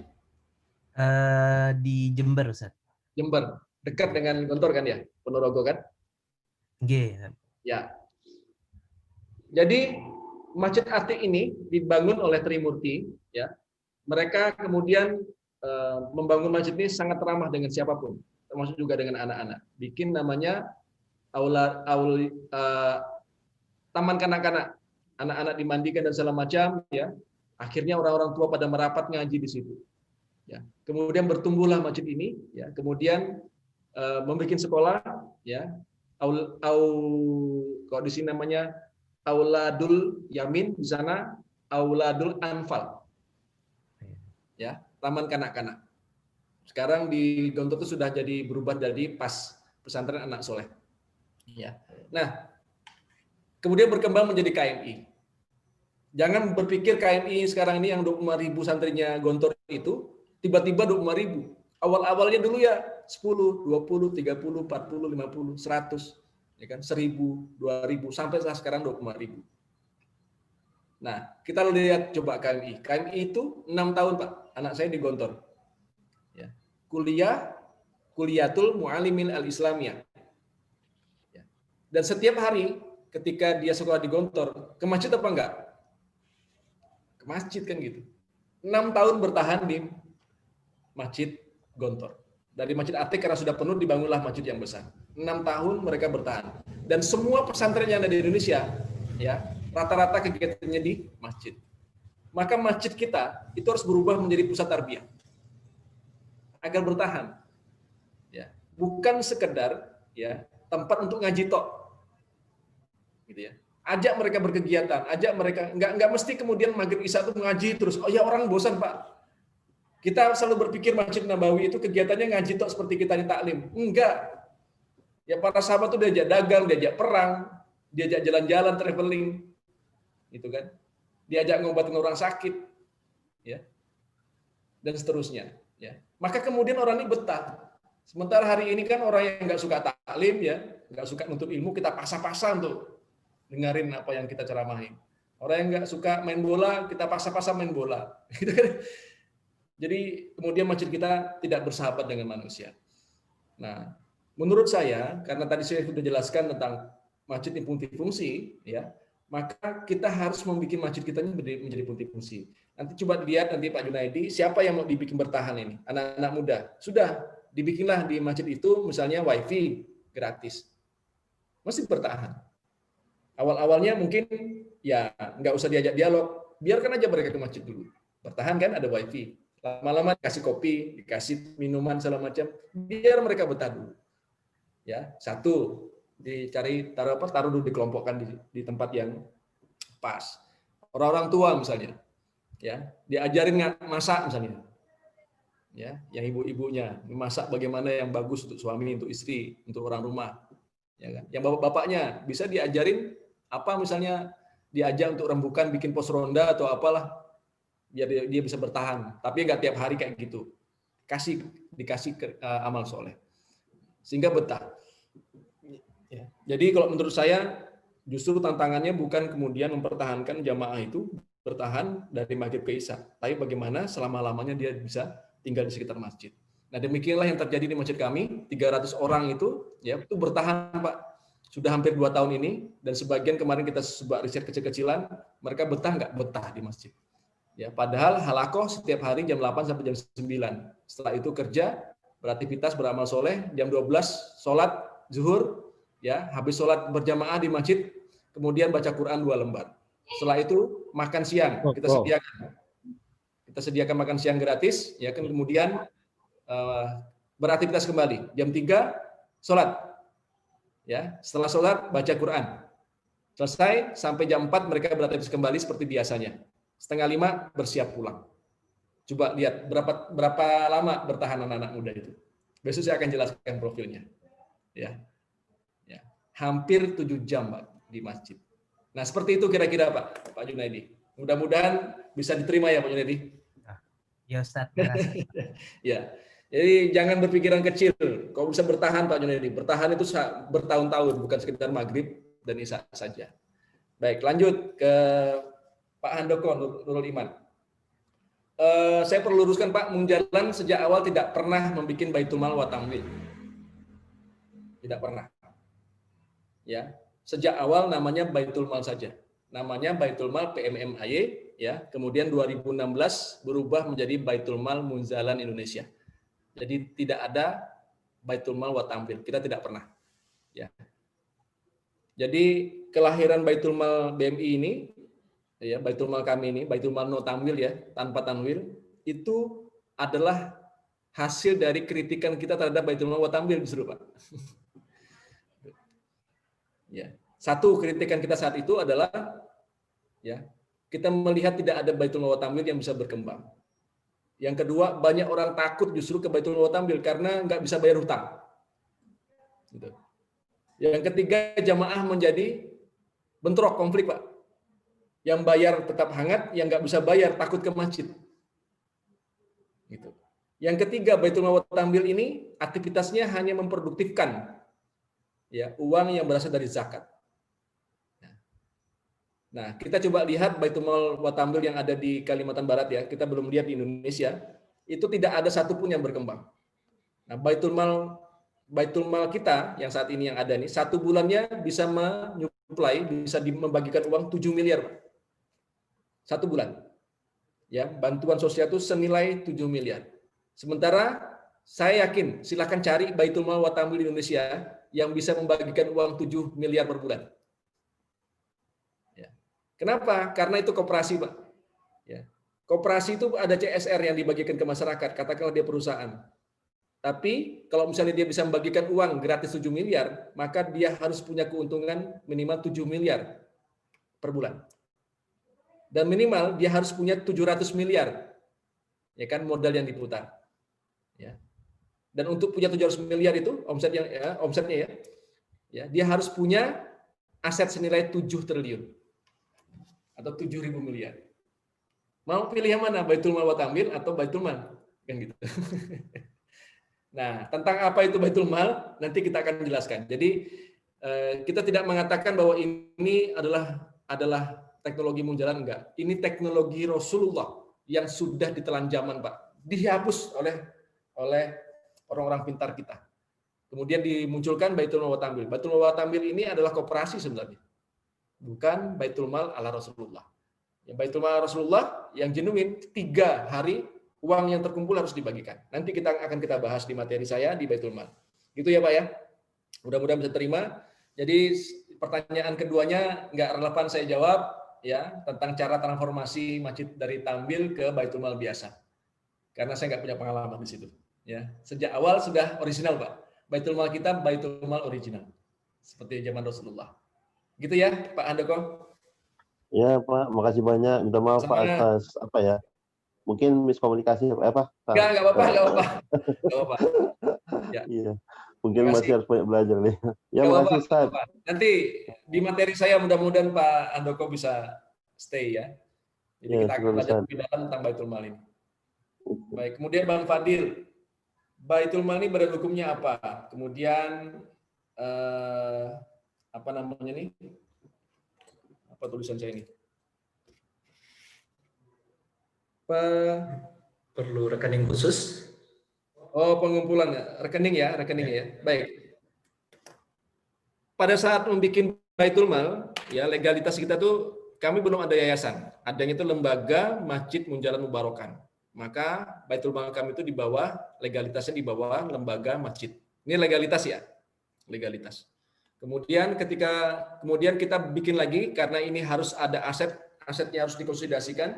Kita bikin namanya Yayasan Baitul Mal Munjalan Indonesia. Maka Baitul Mal ini ya legalitasnya adalah yayasan. Setelah itu berdiri, kemudian ada orang Basnas datang, ini harus ada izinnya karena ada undang-undang baru, ya disarankan untuk membuat Lasnas. Ya, jadi kalau misalnya karena asetnya sudah besar, bukan omsetnya sudah besar, kan ada tingkat-tingkatannya, ada UPZ ya dan segala macam itu ya. Saya nggak tahu peraturan terakhir ini. Kemudian kita karena nilai omsetnya sampai 50 miliar per tahun, ya itu levelnya sudah Lasnas, ya kan, lembaga amal zakat ya nasional, Lasnas. Nah, kemudian untuk wakafnya itu kita koordinasi dengan BWI, ya Badan Wakaf Indonesia, ya legalitasnya bagaimana? Nanti kita akan mendapat di KUA untuk mendapatkan akte wakaf bagi masyarakat yang menyerahkan harta wakaf. Ya. Nah, pertanyaannya mungkin bagaimana mendirikan Baitul Mal nih? Ya dengan musyawarah saja, Pak. Karena Rasul ini kan bahasa negara hari ini ya, ada legalitas segala macam. Tapi intinya adalah niat tulus dari pengurus masjid untuk bikin Baitul Mal. Cukup itu dulu. Ya. Dari awalnya itu orang infak hanya menggunakan kain celengan, ya. Kemudian infaknya itu menggunakan rekening. Dari awal zakatnya dibuka setahun sekali, ya. Kemudian dirubah menjadi setiap hari menerima zakat. Dari infaknya yang seminggu sekali lewat Jumatan, ya, infaknya kemudian bisa dilaksanakan setiap hari. Dari awal yang datang infaknya hanya yang orang-orang sekitar masjid saja yang bisa berinfak, ya. Kemudian berasal dari seluruh dunia. Ini yang kita sebut dengan masjid yang borderless. Gitu. Ya. Jadi Baitul Mal ini adalah tempat menampung jamaah gaib, Pak. Gitu. Nanti apa itu jamaah gaib nanti kita akan jelaskan. Ya, di Masjid Kurir Langit sekarang punya aset belasan miliar dan 6 titik ya, sekitar 4 tahun. Kiai Sahih itu membangun di sana. Ya, itu dia punya jamaah gaibnya belasan ribu orang. Ya, maka kemudian masjidnya bisa menyelesaikan 10 sampai 11 ribu anak yatim dan santri penghafal Al-Quran di baru. Jadi tidak ada lagi orang-orang baru itu anak yatimnya yang tidak kebagian beras, semuanya diselesaikan oleh teman-teman di Masjid Kurir Langit. Masjid kami, Masjid Kapal Munjalan, Baitul Malnya menggerakkan gerakan infak beras. Ya, ada 200.000 jamaah gaibnya. Dari mana? Dari seluruh Indonesia. Ya, data kemarin 300.000 anak yatim, 250.000 anak yatim dan santri penghafal Quran setiap hari, Pak. Makan 3 kali sehari, selesai lewat gerakan ini. Ya. Nah, baru kemudian muncullah orang-orang datang ya. Gimana laporannya? Kita Baitul Mal itu tidak punya kekayaan. Jadi Baitul Mal tidak punya kekayaan. Jadi dapat langsung habis. Maka kita tidak khawatir. Nah, kalau misalnya ada bagaimana dengan pajak segala macam. Ini wallahu alam ya, sudah 2-3 tahun ini belum ada pajak, baru kemarin didatangin pajak. Saya yakin tukang pajaknya juga bingung. Ini dibagikan 7 miliar kok kaya betul, dibagi-bagikan saja gitu. Nah, kemudian mereka akan minta pajak yang mana kita nggak punya uang kita terima langsung habis. Itu terima 7 bulan Pak, 7 miliar itu harus habis 1 bulan. Maka kami keteteran, di masjid ini udah nggak ada lagi, padat merayap kegiatannya. Cerita ngabiskan uang aja. Ya, cerita ngabiskan uang itu dari mana-mana. Jadi ya Baitul Mal ini badan hukumnya pertama badan hukumnya itu dari musyawarah ya, kemudian legalitasnya berdasarkan bisa lewat lembaga masjid, bisa lewat yayasan atau badan hukum ya. kemudian harus berkoordinasi dengan Lasnas, dengan Basnas, kemudian dengan BWI. Ya, tapi itu nanti jangan pusing dulu. Yang penting jalan dulu karena ini adalah perintah Rasulullah. Gitu. Bikin aja dulu Baitul Mal. Bagaimana caranya? Nanti di materi saya kita akan bahas lebih detail. Gitu ya, Pak Fadil ya. Baik Ustaz, syukran, barakallahu fiik. Assalamualaikum. Terima kasih. Waalaikumsalam warahmatullahi wabarakatuh. Silakan kalau ada lagi. Baik, ini Bung Ben, saya bacakan lagi pertanyaan dari kolom chat. Pak Ate Setiawan mau bertanya bagaimana mendamaikan anak-anak di masjid yang mohon maaf suka ribut, tidak tertib. Di satu sisi mereka generasi penerus masjid. Itu yang pertama. Kemudian yang kedua, Umaris Samaroni, mohon sharingnya Ustadz. Contoh kunci indikator standar yang sudah dilakukan berdasarkan 3 fondasi dan tahapannya sebagai tolak ukur dari langkah pertama hingga tahap berikutnya. Mungkin satu lagi ya, Bung Ben, ini dari Rizky Masjid Al-Kausar Siantar. Silakan Mas Rizky, bisa bertanya secara langsung, diaktifkan speakernya.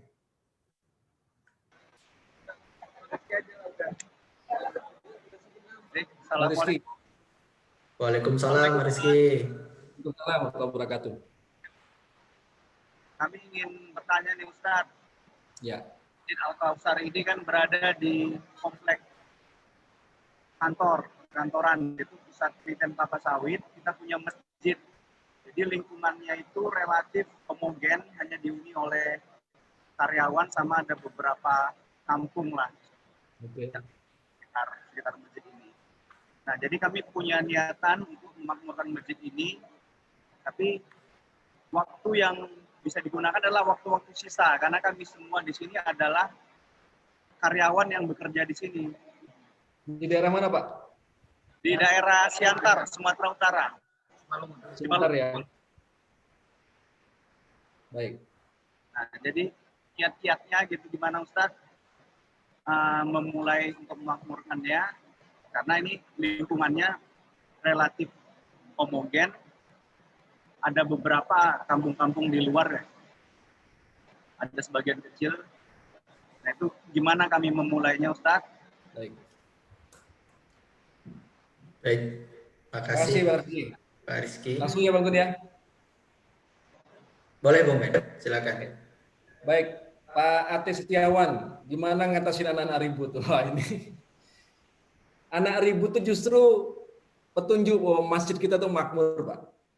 Gitu. Jadi kemarin Ustadz Lumanul Hakim sudah menyampaikan masjid itu harus ramah dengan anak, ya, romantis, ramah orang muda, musafir, ramah dengan anak, ramah dengan tetangga sekitarnya. Anak-anak yang ribut itu memang kayak gitu Pak, anak-anak itu Pak. Nggak usah dimarahin, gitu. Nggak usah dimarahin. Biarin aja, justru kalau nggak ribut itu bukan anak-anak, itu orang tua namanya. Ya, biarkan mereka betah. Di masjid kami Pak, besok saya akan cerita. Ini ada materi untuk Baitullah ini, nama anak ini sudah kita bikinkan materi sendiri. Itu imam masjid injak-injak kepalanya itu nggak ada yang marah di masjid kami. Ya. Imam masjid itu diinjak, kemudian handphonenya diinjak, itu nggak ada yang marah sama sekali. Ya. Justru kata ulama, ketika masjid itu tidak ada suara anak, itulah masjid yang tidak makmur, masjid yang akan sedang berada dalam kematiannya, di jalan kematian. Jadi saya nggak bisa menjawab ini Pak, karena emang doktrin kami ya masjid harus ramah dengan anak. Ribut itu nggak ada masalah. Jadi emang agak masalah Pak ya, agak masalah orang ini berusaha untuk sholat yang kusuk gitu ya. Sholat kusuk ini apa sih? Nggak dengar apa-apa atau gimana? Harus dimatikan lampunya gitu? Kan enggak. Rasulullah sama sahabat tuh sholat di tengah-tengah perang ya sholat. Rasulullah tuh sholat kepalanya diinjak-injak sama cucunya. Ya, itu ya tentunya sholat. Kita salah mendefinisikan itu. Jadi saya sendiri sangat trauma saat ada kematian anak saya dibentak dengan ributnya. Dan saya berjanji untuk tidak mengulangi itu di masjid-masjid yang sedang sekolah. Teman-teman semua, jangan pernah membentak anak-anak di masjid. Jangan bikin dia trauma. Begitu dia trauma, kita dosa, Pak. Dan dosanya dosa jariah. Kalau anak itu sampai nggak mau lagi ke masjid, maka kita yang berdosa. Kita akan dihisab oleh Allah. Ya. Jadi anak ribut biar dia, Pak. Yang masalah itu kalau orang tua yang ribut, Pak. Orang tua ribut aja, kacau gitu ya. Jadi ini saya tidak akan bahas lebih lanjut, ya biarin aja anak-anak ribut, nggak apa-apa. Nah, yang kedua ini Bang Umaris, apa nih Umaris, tentang tolak ukur. Tolak ukur, saya bacakan aja nih pertanyaannya ada di sini. Indikator standar yang sudah dilakukan berdasarkan 3 fondasi dan tahapannya sebagai tolak ukur. Saya nggak begitu memahami pertanyaannya, tapi intinya gini, kalau misalnya ngomong indikator, ya berarti masjid kita itu Pak, kalau misalnya sudah makmur ya, masjid kita itu full jamaahnya. Kalau misalnya dia muatnya 300, bukan sekitar sholat Jumat loh, ya sepanjang hari, itu baru namanya masjid yang makmur. Tapi kalau misalnya hanya 1 hari saja pas sholat Jumat saja, ya sementara hari-hari yang lainnya tidak penuh, ya hanya 2 saf 3 saf itu belum makmur. Ya. Kemudian yang kedua, masjid ini, ya masjid kita ini itu kontribusinya bisa luas Pak. Ya. Jadi banyak yang sayang dengan masjid kita, karena masjid kita sayang dengan anak yatim, sayang dengan santri penghafal Quran, sayang dengan mustahik, ya memperhatikan tetangga sekitarnya, diingat dengan musafir. Itu indikatornya.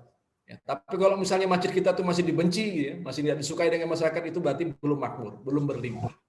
Ya. Nah, kemudian apalagi indikatornya? Ya, banyak yang percaya dengan kita, masjid kita, infaknya ke masjid kita, sedekahnya ke masjid kita, orang bayar zakat di tempat kita, orang kurban. Ini sekarang ini banyak kami kadang-kadang sampai menolak orang-orang kurban itu, dia nggak mau kurban di tempat yang lain, tempatnya di kita. Itu indikatornya bahwa masjid kita sudah menjadi masjid yang makmur, berlimpah. Kenapa? Ya karena masjid kita sudah dipercaya oleh umat, oleh masyarakat. Ya. Nah kemudian apalagi wakaf Pak, hadiahnya. Ya. Ini kebetulan nanti saya akan jelaskan nanti mungkin di materi Bang Gun tentang profil masjid kami, Masjid Kapal Menjalan, tapi nanti akan saya sampaikan sedikit. Dan pernah mungkin disampaikan sama Kang Randy, sama Ustadz Lukman. Jadi masjid kami ini sekarang kan kita terima ziswab ya Pak ya, zakat infak sodako. 1 bulannya 7-8 miliar ya dapat. Itu kan kita balikin lagi. Dari 7-8 miliar ini wakafnya sedikit Pak. Nggak sampai 10%-nya. Wakaf ini pun sebagian kita lemparkan lagi keluar, sebagian kita tahan untuk pengembangan infrastruktur di masjid kami. Ya. Nah, hadiahnya di situ. Hanya itu saja, enggak. Datanglah orang ngasih mobil, datanglah orang ngasih motor, datanglah orang ngasih tanah, datanglah orang nyumbang SDM. Enggak ada yang kita minta. Allah yang antarkan semua. Nah, ini indikatornya, indikator tentang keberhasilan 3 fondasi ini. Apalagi ya rumah-rumah di sekitar masjid itu, sekarang kan masjid kami kan sebagian besar non muslim, itu dibeli oleh umat karena umat kepengen tinggal di dekat masjid, gitu ya. Mulai depan dibeli 2, 3, 4, mulai bertumbuhan orang-orang muslim di sekitar masjid. Ya, apalagi indikatornya bertumbuhan muamalah, ya usaha-usaha. Nah, masjid kami sekarang ini karena sudah banyak orang belajar di masjid kami, belajar praktek ya, langsung praktek ya, ngelola roti, ya, ngelola pom bensin, pom Pertamini, mengelola toko buku, mengelola store, mengelola perdagangan kurma, bahkan ekspor import ya. Itu kemudian ketika mereka minta izin ke Kiai Lukman untuk bikin perusahaan, diizinkan, bikinnya dekat masjid juga. Gitu. Nah ini juga indikator. Karena bagaimana kemudian ketika fondasi ini kokoh, maka dia akan bertumbuh di sekitar situ. Nah yang terakhir, masjid kita didatangin orang, Pak. Gitu. Jadi kalau masjid kita nggak ada yang berkunjung hanya orang sholat Jumat, berarti masjid kita belum makmur. Coba lihat tuh Seragen Al-Falah. Ya, Ki Kusnadi, Masya Allah setiap hari terima tamu. Itu makmur masjidnya. Jogokarian. Ya, banyak orang yang mengunjungi. Nah, kalau belum ada yang mengunjungi masjid kita, yang mengunjungi baru adalah jamaah sholat Jumat, indikatornya berarti itu belum maju. Baitullahnya belum kuat, karena belum ada Baitul Mal, karena belum ada Baitul Muamalah. Gitu kira-kira Pak Sumarni ya. Mudah-mudahan bisa dipahami. Yang terakhir Pak Rizky dari Siantar ya, Insya Allah ini. Bagaimana memakmurkan masjid sementara kondisinya ya di sana tuh tidak ada yang penuh. Nah ini tantangan semua banyak masjid Pak. Kita bikin perhatian ini dalam rangka untuk memecahkan masalah ini. Kita boleh menjadi pengurus masjid, ya, tapi kita harus tahu konsepnya. Tadi kita sudah jelaskan, ya, sedikit ya nanti akan kita perdalam lagi untuk bangun Baitullah ini Pak, supaya dia bisa menjadi pusat tarbiyah, pusat ilmu pengetahuan, maka wajib ada pengasuh. Pengasuhnya di mana? Tinggal di masjid Pak. Ini yang jadi masalah. Kenapa kemudian banyak taklim di masjid kita, ya, tiap hari, tiap Jumat itu ada khotib, tapi nggak maju-maju masyarakat kita. Kenapa? Khotibnya bukan orang setempat. Ya, masyarakat itu sedang kesulitan makan, yang dibahas ya itu ngajak haji gitu. Ya kan? Masyarakat kita di tengah-tengah itu sedang terlilit hutang ya, disuruh berzakat. Ini gimana gitu? Kan nggak kayak gitu harusnya. Ini kenapa? Karena khotibnya itu nggak paham tentang kondisi masyarakat setempat. Kita anggap itu mereka formalitas, ulama-ulama itu formalitas. Nah, hari ini kami di masjid kami ini ya sebagian besar tuh ustadz-ustadz yang di masjid kami yang berkhutbah. Mereka kenal dengan khotibnya. Mereka khotibnya tahu dengan masyarakat masjidnya. Gitu. Nah, ini baru satu poin, ya.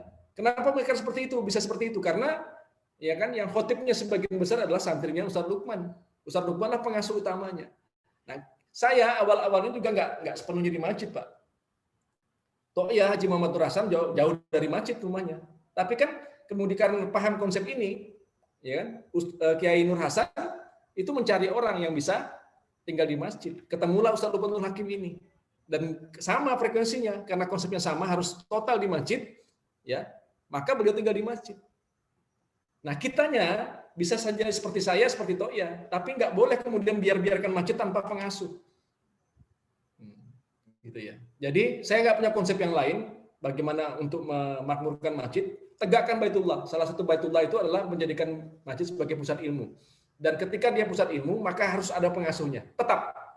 Nggak boleh berubah-ubah, Pak. Jadi kita sering bikin taklim, ya kan? Habis taklim bubar. Gitu kan? Kami nggak pernah ada taklim di sini, Pak. Hanya ada satu yang bikin taklim itu Ustadz Lukmanul Hakim. Walaupun 5-6 orang itu terus yang didik terus, diajak ditarbiyah. Ya kan? Diajak ngajak kawan-kawannya, diajak beramal soleh. Dan yang kedua, Pak, banyak kita taklim hanya pengetahuan tok. Ilmu.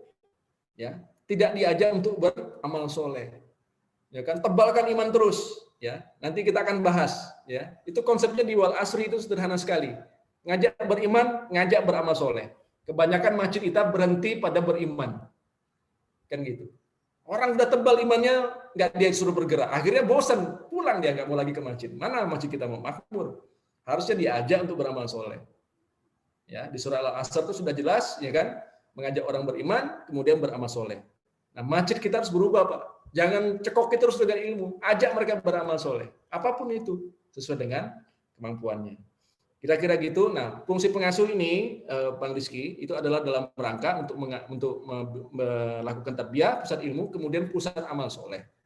Kalau nggak ada pengasuhnya, nggak bakalan masjid ini bisa makmur, berlimpah. Kira-kira gitu. Nanti akan kita bahas lagi bagaimana meletakkan fondasi di Baitullah ini. Ya, jangan sampai salah. Baitullah ini tidak kuat, ya, nggak ada pengasuhnya, nggak ada kepemimpinannya, tidak romantis, ya. Itu Baitul Malnya nggak akan bisa dibangun, nggak bakalan. Dan masjid kita akan gitu-gitu aja terus. Ya, semoga Allah Subhanahu Wa Taala memberikan kekuatan kepada Bang Rizky ya untuk mentransformasikan masjidnya menjadi makmur yang berlimpah. Ya. Baik, ada lagi? Baik, Bung Ben, mungkin ini pertanyaan terakhir, sekaligus nanti mungkin Bung Ben juga closing statement kita ya, karena sudah pukul 9:22. Ini ada pertanyaan dari Masjid Nurul Islam di Medan lagi. Apuan, izin bertanya Ustadz, adakah Masjid Kapal Munjalam menerapkan konsep reward dan punishment kepada anak-anak yang tidak tertib ketika sholat berjamaah sedang berlangsung? Nggak ada. Pokoknya kalau anak nakal dibiarin, ya. Anak yang rajin dikasih hadiah, gitu. Jadi itu yang apa? Yang ada. apakah pengasuh akadnya ijaroh? Ijaroh ini maksudnya apa ya? Gaji ya? Atau Pak Muprodi? Siapa yang bertanya ini? Pak Muprodi, maaf, apakah pengasuh akadnya ijaroh atau sukarelawan? Oh, akad pengasuh ya. Baik, ini penting Bapak sekalian, akad pengasuh ya. Jadi pengasuh ini tidak boleh ada akad transaksi, Pak. Rasulullah itu coba, nggak ada ceritanya, aku ngasuh di Masjid Nabawi, terus bayarannya berapa? Nggak cerita gitu. Dan ketika teman-teman mencari pengasuh, ya, kemudian membuka transaksi, misalnya dicari pengasuh dengan gaji 5 juta gitu ya, atau 10 juta, nggak bakalan dapat pengasuh yang ikhlas, nggak bakalan. Padahal keikhlasan ini itu doktrin yang paling penting. Lihat yang 8 doktrin itu tadi yang kami sampaikan, harus ikhlas, Pak. Ya, harus ikhlas. Jadi pengasuh ini keikhlasan nggak bisa dinilai dengan uang. Akadnya bagaimana, ya kan? Nah, jadi nanti di Baitullah ya, di konsepsi kepemimpinan kita akan belajar siapa sih yang wajib memuliakan pengasuh ini. Ya, pengasuh ini yang bisa memuliakan hanya makmum. Jadi makmumlah yang berpikir. Makmum ini, anak buah ini, kita ini yang dipimpin, itu wajib memuliakan para imam. Gimana caranya? Menurut imamnya di depan kan gitu kan, bukan di belakang. Dikasih tempat yang istimewa, yang khusus, dikasih sajadah yang khusus. Ya, jadi kita yang memikirkan, jangan pengasuh. Itu yang pertama. Yang kedua, nanti kita akan belajar di sesi selanjutnya. Kalau nggak salah saya di sesi saya tentang kepemimpinan dan keberjamahan, ya, pengasuh ini, Pak, ya, pengasuh ini itu harus dibedakan dengan imam sholat. Jadi ada pemimpin sholat, ada pemimpin masjid. Ya, pemimpin sholat itu disebut dengan imam sholat. Ya, maghribnya lain, isya-nya lain, boleh nggak? Boleh, ya kan? Subuhnya lain, zuhurnya lain, boleh nggak? Boleh. Itu imam sholat. Ini kan pemimpin sholat. Tapi pemimpin masjid nih, Pak, nggak boleh berubah-ubah. Ya kan? Coba lihat, ya, apa namanya di Gontor itu, di pesantren-pesantren yang ada di Pulau Jawa yang besar-besar, ya pemimpin masjid, ya pemimpin pondok, ya pemimpin koperasi, ya pemimpin apa namanya ikatan alumni. Kami di kapal ini juga sama, pimpinan masjid, pimpinan pondok, pimpinan Baitul Mal, ya pimpinan semua yang ada di sini, gitu. Ya. Nah, pimpinan ini adalah Dewan Syuro, ada pengasuhnya. Nah, pengasuh ini adalah pimpinan tertinggi, pimpinan masjid juga, pengasuh masjid, pengasuh pondok, pengasuh semua yang ada lembaga yang ada di Masjid Kapal Menjalan. Gitu ya, Pak ya. Jadi pengasuh ini bukan orang profesional, Pak. Ya, bukan orang profesional. Kitanya yang harus mencari pengasuh, kita yang harus mencari imam. Ya, waktu kita sholat kita yang mencari imam, siapa nih yang bisa mengimami kita? Sama seperti kita menggerakkan masjid, siapa nih yang akan bisa menggerakkan masjid kita? Apakah penting dia itu berilmu? Ya penting, tapi bukan yang utama. Kan gitu. Kalau misalnya dia harus pesantren, itu Abu Bakar, Umar bin Khattab, Ali bin Abi Thalib itu belajar dari pesantren mana? Tapi kok bisa masih menggerakkan Masjid Nabawi? Kan gitu, Pak. Ya. Jadi yang penting itu adalah kita ikhlas, kita paham dengan ilmunya.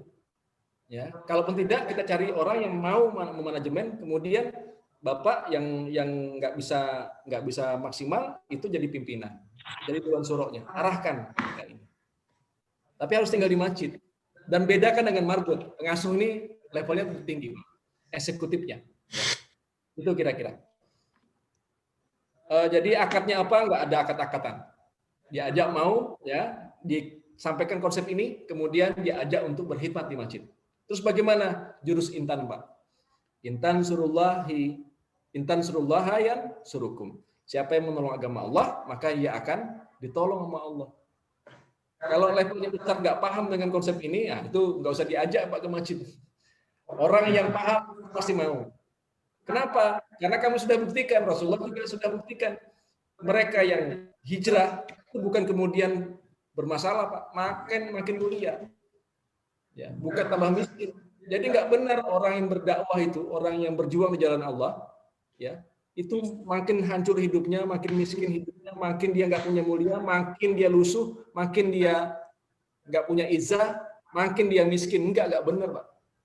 Yang benar itu ya Allah akan teguhkan, makin mulia, makin banyak ilmu, makin banyak teman, makin hebat, makin kaya raya. Itu yang kami rasakan. Dan itu juga yang terjadi pada sahabat Rasulullah. Nah, ini yang mesti kita paham. Mudah-mudahan hari ini, ya setelah pelatihan ini kita berharap teman-teman semua jadi pengasuhnya. Kenapa? Ya, karena kita yang harus mulia gitu kan. Kita yang berharap dengan pertolongan Allah dan kita harus yakin itu. Gitu ya Pak ya. Ya, mudah-mudahan bisa diterima. Makasih Bang Gun.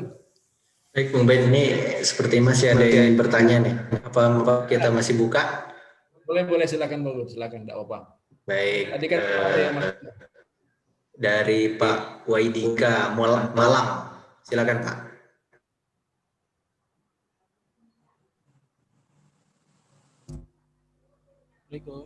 Waalaikumsalam. Saya mau tanya ya, ini kalau di kami ini kan kita secara pengelola di masjid itu istilahnya secara ilmu itu masih kurang kompeten gitu loh, sehingga gimana caranya kita untuk mencari ustadz atau kiai itu untuk mengelola tempat kita gitu. Dan kita sebagai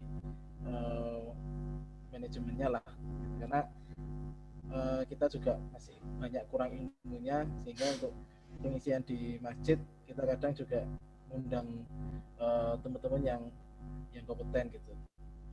Baik. Ya, makasih Bang Pak Windika ya. Pak Windika di mana posisinya Pak? Saya di lereng Semeru, Malang. Masya Allah, lereng Semeru ya. Baik. Ada lagi lain? Selanjutnya dari Nabawi Masjid An-Nur. Pak siapa Masjid An-Nur nih? Namanya Nabawi sepertinya ini. Pak Nabawi. Ya Pak, ya Mas Bang. Ya Ustaz. Silakan Pak Nabawi. Jadi Assalamualaikum warahmatullahi wabarakatuh Ustaz. Waalaikumsalam warahmatullahi wabarakatuh. Jadi saya Ustaz dari Aceh Ustaz, dari Lok Sumawe Ustaz. Ya. Ya, yang ingin saya tanyakan Ustaz gini Ustaz, jadi saya dekat, memang tinggal dekat masjid sekitar 200 meter masjid. Saya tahu bagaimana kondisi orang di sekitar masjid kan. Ya. Ada yang kelas menengah ke atas, ada yang kelas menengah dan middle up Ustaz. Ini kan kita mau buat program ini gimana seperti masjid bilioner, sedangkan masyarakat di sini mayoritasnya itu kelas menengah ke bawah. Kadang-kadang untuk infak ataupun untuk mewakafkan ataupun untuk membangun Baitul Mal untuk kita memasuki uangnya, itu kadang-kadang orang ini tidak mampu, bisa kita katakan Ustaz. Yang ingin saya tanyakan itu bagaimana caranya kita mengkomunikasikan ini supaya, ataupun ada nggak program yang bisa kita tawarkan ke jamaah supaya mereka tuh bergerak untuk seperti yang dilakukan oleh Masjid Bilioner sekarang Ustaz. Baik. Sekian Ustaz, terima kasih. Assalamualaikum. Waalaikumsalam warahmatullahi wabarakatuh. Ini ada pertanyaan dari sudah ya Pak Junaidi. Pak Junaidi berkaitan dengan memberi apa, bagaimana gaji untuk pengurus masjid, gaji pengurus masjid, oke. Yang masuk struktural. Baik, tiga dulu ya Pak ya. Ya. Baik, ini dari Pak siapa tadi, Pak, cara mencari ustadz ya. Cara mencari ustadz. Jadi teman-teman sekalian, justru pelatihan ini kita gelar ini dalam rangka untuk memberikan pengetahuan ya tentang bagaimana caranya mengelola masjid ya ala Rasulullah, para sahabat, para ulama dan teman-teman terdekat ya. Nah, ketika kita sudah mampu, sudah memahamin ya, kemudian tidak dipraktekkan, maka kegiatannya akan sia-sia. Karena ini masih pengantar, saya akan sampaikan situ. Maka teman-teman harus praktek. Ya. Terus siapa ustadznya? Kalau ustadz dalam pengertian ngajarin agama secara sistematik, memang kita butuh orang-orang yang memahami ilmu agama. Ya. Al-Qur'an yang fasih, hadis yang jernih, ya kan, kitab yang genah. Tapi untuk mengelola masjid, saya pikir enggak lah. Kita enggak perlu banyak ilmu yang jelimet, Bapak sekalian. Jangan salah paham. Mengelola masjid ini enggak butuh apa-apa, butuh keikhlasan saja. Ya, butuh keikhlasan saja. Nanti ketika kita ikhlas, akan datang tuh orang-orang yang akan berkhidmat. Ustadz-ustadz yang kita cari itu insya Allah akan datang. Kenapa kemudian ada Ustadz Lukman? Karena ya, Pak Nur Hasan itu orangnya ikhlas. Nanti kita akan bahas ya di materi selanjutnya. Coba Pak Nur Hasan yang nggak ikhlas, nggak akan datang orang-orang seperti Pak Kiai Lukman ke masjid kami, gitu ya. Jadi kitanya dulu, ya kan? Apakah Pak Nur Hasan itu lulusan pesantren? Bukan, enggak. Contoh pertama. Contoh kedua, Kiai Sahid yang di Baru. Apakah dia lulus pesantren? Enggak. Beliau tuh hanya lulusan SMA biasa, kampus. Nanti kita akan dengarkan sharing session dari beliau. Ya. Sekarang punya masjid 5. Yang ngopenin belasan ribu anak yatim dan santri penghafal Quran. Ya. Kemudian masjidnya makmur berlimpah. Bencana turun, ada bencana di Baru, pemerintah belum bisa turun, masjid sudah di depan. Masya Allah. Siapa Kiai Sahid? Bukan Ustadz. Nah, kita berharap sahabat-sahabat sekalian yang ikut di sini jangan rendah hati. Maaf, jangan rendah diri maksudnya. Ya, jangan rendah diri. Kita ya, saya juga ini saya bukan latar belakang pesantren, sama sekali bukan. Ya, saya ini mualaf, Pak. Dulunya komunis, liberal. Ketemu dengan Ustaz Lukmanul Hakim, ya. Kemudian banyak diskusi, ya. Kemudian saya insaf, kemudian menyadari saya salah, saya mengabdi di masjid. Tanda tangan. Wakaf diri namanya, 6 tahun yang lalu. Apakah langsung berubah kepala saya? Belum, Pak. Masih dalam proses. Dia masih itulah, masih ke politik, masih caci maki orang di Facebook. Lama-lama kemudian, ya salah saya.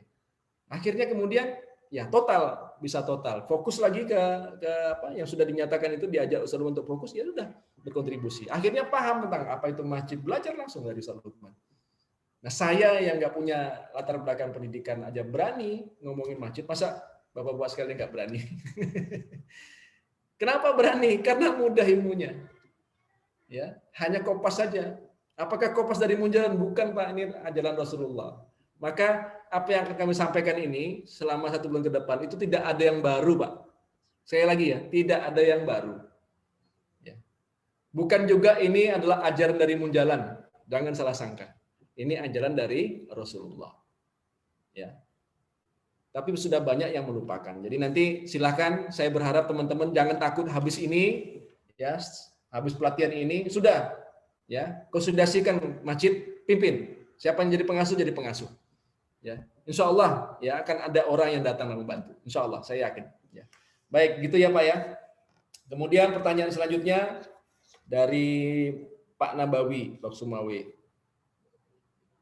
Bagaimana menggerakkan jamaah? Ya, di tempatnya Bapak, ini pengalaman ya, ini kan kita sharing pengalaman, bukan teori. Di tempatnya Bapak itu masyarakatnya Muslim, tapi status sosialnya menengah ke bawah. Di Masjid Kapan Munjalan, itu non-Muslim. Parahan kami kan, Pak? Parahan kami. Mereka nggak mungkin sudah infak di masjid kami. Nggak mungkin. Nah, dan hampir semua pesantren-pesantren ya yang ada di Jawa, di Pulau Jawa, dan hampir semua masjid-masjid yang tadi saya ceritakan, ya termasuk juga masjidnya Rasulullah, itu semuanya terbelakang, Pak. Ya. Justru masjid hadir ya itu untuk memperbaiki kualitas masyarakat, itu loh, Pak. Terus dari mana caranya? Nah, kalau misalnya masjid di sekitar kita memang ada orang yang membutuhkan pertolongan, masjid harus di depan hadir memberikan pertolongan. Terus dari mana uangnya? Jangan bikin uang dulu, tolong dulu dia. Ya. Nah, nanti baru akan muncul caranya gimana ya? Bikinlah fundraising, bikinlah baitul mal, sampaikan orang-orang di sekitar kita yang jauh-jauh di sana di daerah seberang, di negeri seberang, bahkan di luar negara tentang keberadaan Baitul Mal, tentang masalah yang kita hadapi. Ya kan? Kalau kita ikhlas, kalau kita terus-menerus, insya Allah Allah akan gerakkan orang datang ke sini. Nah, perlu kami sampaikan, Pak. Ya, jadi orang yang bantu Masjid Kapal Munjalan ini itu bukan orang-orang Cina yang ada di sekitar sini, Tionghoa. Nggak ada, Pak, yang bantu. Terus dari mana? Dari Bandung, dari Jakarta, dari Aceh, dari Jambi, dari Australia, ya, dari Korea, dari Jepang, dari Hong Kong. Dari mana-mana bisa. Gitu. Nah, jadi itu, Pak. Jadi jangan sampai kemudian ya masjid itu hanya mengandalkan jiswabnya, zakat infak sedekahnya dari masyarakat sekitar, tidak perlu. Yang pertama, yang kedua, tolong dulu, Pak. Jangan cari uang dulu kemudian dibagikan. Banyak masjid yang saya lihat, banyak uang pun untuk apa coba? Hanya disimpan di bank saja. Nggak dibagikan. Ini juga persoalan, ya. Maka ini bukan persoalan uang, bukan persoalan seberapa banyak uang yang kita punya. Tapi untuk apa barang itu? Ya. Nah, jurusnya adalah jurus intan. Intan surullaha yan surukum. Bantu agama Allah, termasuk juga membantu fakir miskin ini. Nanti kita pasti akan dibantu. Ya. Konsepnya bukan mencari uang, bukan mencari uang, harus berubah mindset kita. Salah, Pak. Bantu manusia, nanti Allah akan bantu kita. Mencari uang belum tentu bantu manusia, tapi kalau bantu manusia Allah akan bantu kita.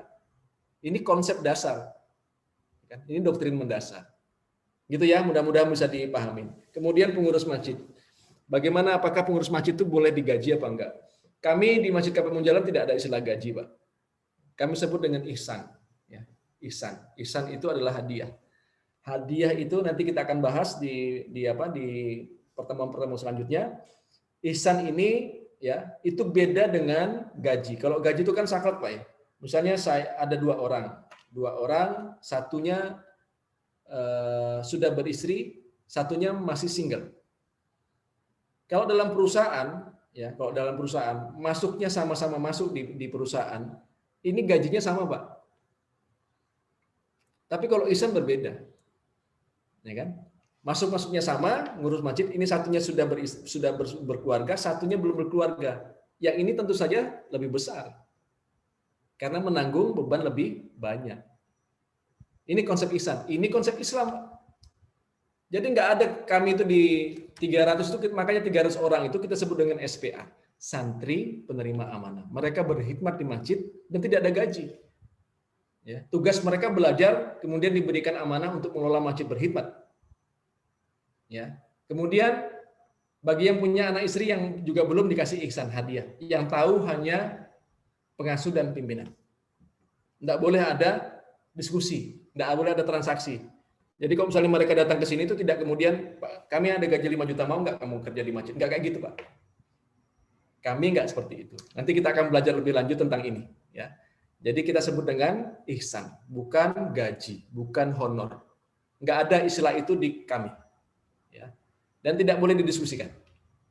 Ya kan? Itu termasuk pelanggaran tata tertib di Masjid Kapal Munjalan. Ya. Nah, gitu kira-kira, Pak, sekalian macam ya penjelasannya, mudah-mudahan bisa dipahami. Nanti kita akan bahas lebih lanjut. Baik, Bang Gun, kembali lagi ke Bang Gun. Baik, Bung Ben, ini sebenarnya masih ada pertanyaan nih dari PKM Al-Mustaqim.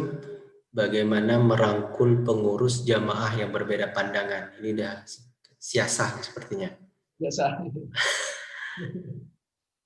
Ya, ini Masya Allah nih Bang Gun ya, orang kayaknya udah mulai nggak sabar nih Pak ya. Nggak sabar untuk masuk, ini masih pengantar Pak. Kepemimpinan nih, kepemimpinan dan kejamahan. Besok insya Allah akan kita bahas tentang bagaimana mensolidkan ya, tentang bagaimana pentingnya berjamaah, pentingnya imam, pentingnya pemimpin masjid ya, dan apa bedanya dengan pemimpin sholat. Insya Allah kita akan bahas. Baik, Bung Ben, mungkin nanti kita ada sesi santai, diskusi santai. Mungkin ada beberapa peserta yang sudah ingin beraktivitas atau beristirahat juga karena sudah pukul 21.42. Mungkin kita tutup dulu untuk sesi yang sesi pertemuan kita yang ketiga ini. Insya Allah nanti kita akan bertemu lagi di materi yang keempat berkaitan dengan pondasi Baitullah. Insya Allah yang akan mengisi Ustadz Luqmanul Hakim, yaitu pada hari Rabu insya Allah. Baik Bapak Ibu, terima kasih banyak Bang Ben, insya Allah nanti kita akan bersama teman-teman yang mungkin masih ingin bertanya, berdiskusi, sharing ya. Insya Allah kita tutup dulu pertemuan kita malam hari ini dengan doa penutup majelis. Subhanakallah. Asyhadu an la ilaha illa anta astaghfiruka wa atubu ilaik.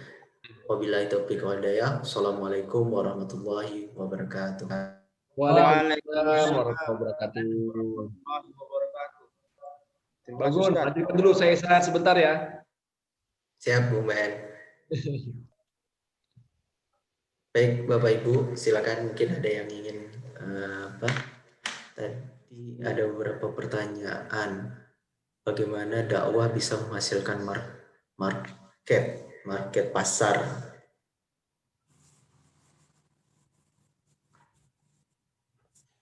Tadi mungkin apa yang disampaikan Bung Ben ya, bagaimana dakwah bisa menghasilkan market. Memang yang paling penting sebenarnya bukan apa ya, yang paling penting tadi pondasi tarbiyahnya. Jangan sampai pengurus masjid ataupun orang yang nanti menjadi ormas ini, orang yang diamanahi untuk memakmurkan masjid ini menjadi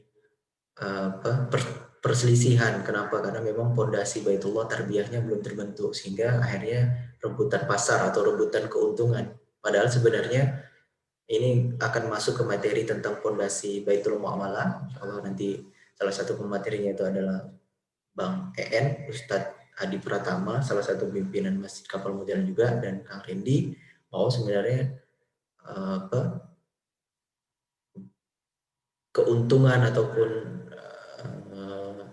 usaha itu adalah bonus. Padahal yang paling penting adalah tujuan masjid untuk kemudian bermuamalah itu adalah mengembalikan orang-orang itu kembali kepada masjid. Itu sebenarnya nanti insya Allah detailnya akan beliau jelaskan. Jadi insya Allah SDM yang banyak inilah kemudian akan menjadi sebenarnya market itu sendiri. Tapi yang paling penting adalah sudah terseleksi dan sudah mendapatkan tarbiyah yang mantap dan kemudian juga fondasi yang kuat. Struktur masjid yang baik seperti apa struktur. Nah, jadi berbeda-beda mungkinnya setiap masjid. Ya ini teknis, makanya salah satu sharing session yang pernah dilaksanakan oleh Ustadz Syahid ya, beliau membahas tentang yang paling penting adalah pondasi tadi, pondasi kemudian ruh, spirit, seperti apa sih masjid Billioner itu. Jadi bukan pada strukturnya. Jadi mungkin setiap masjid punya ciri khasnya masing-masing.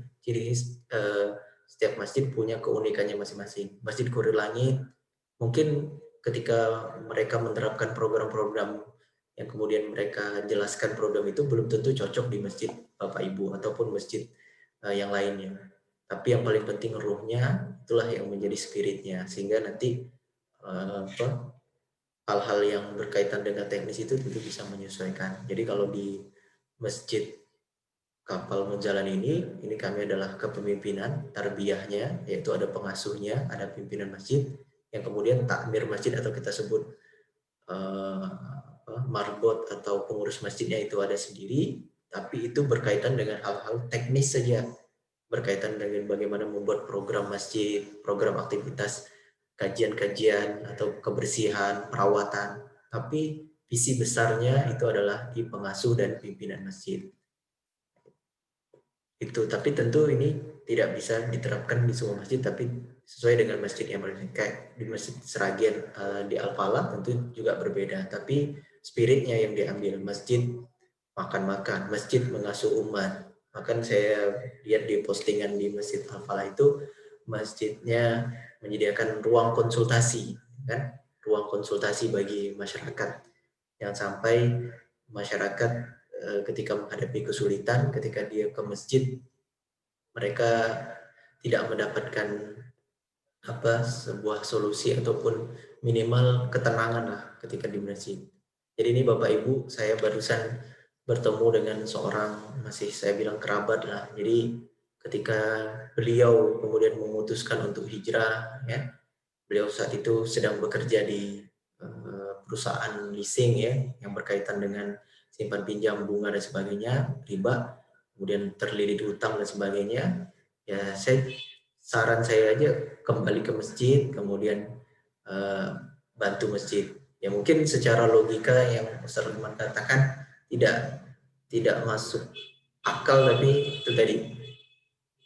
Tapi tadi ini bicara iman. Jadi alhamdulillah dalam 2 minggu ketika dia berkhidmat ke masjid kurang dari 1 bulan, ya, semua masalahnya, hutang-hutangnya kemudian itu seperti ada yang menyelesaikan, karena memang bukan uang yang kemudian menjadi penyelesaiannya, tapi bagaimana dia kembali ke Allah, kemudian Allah selesaikan segala urusannya.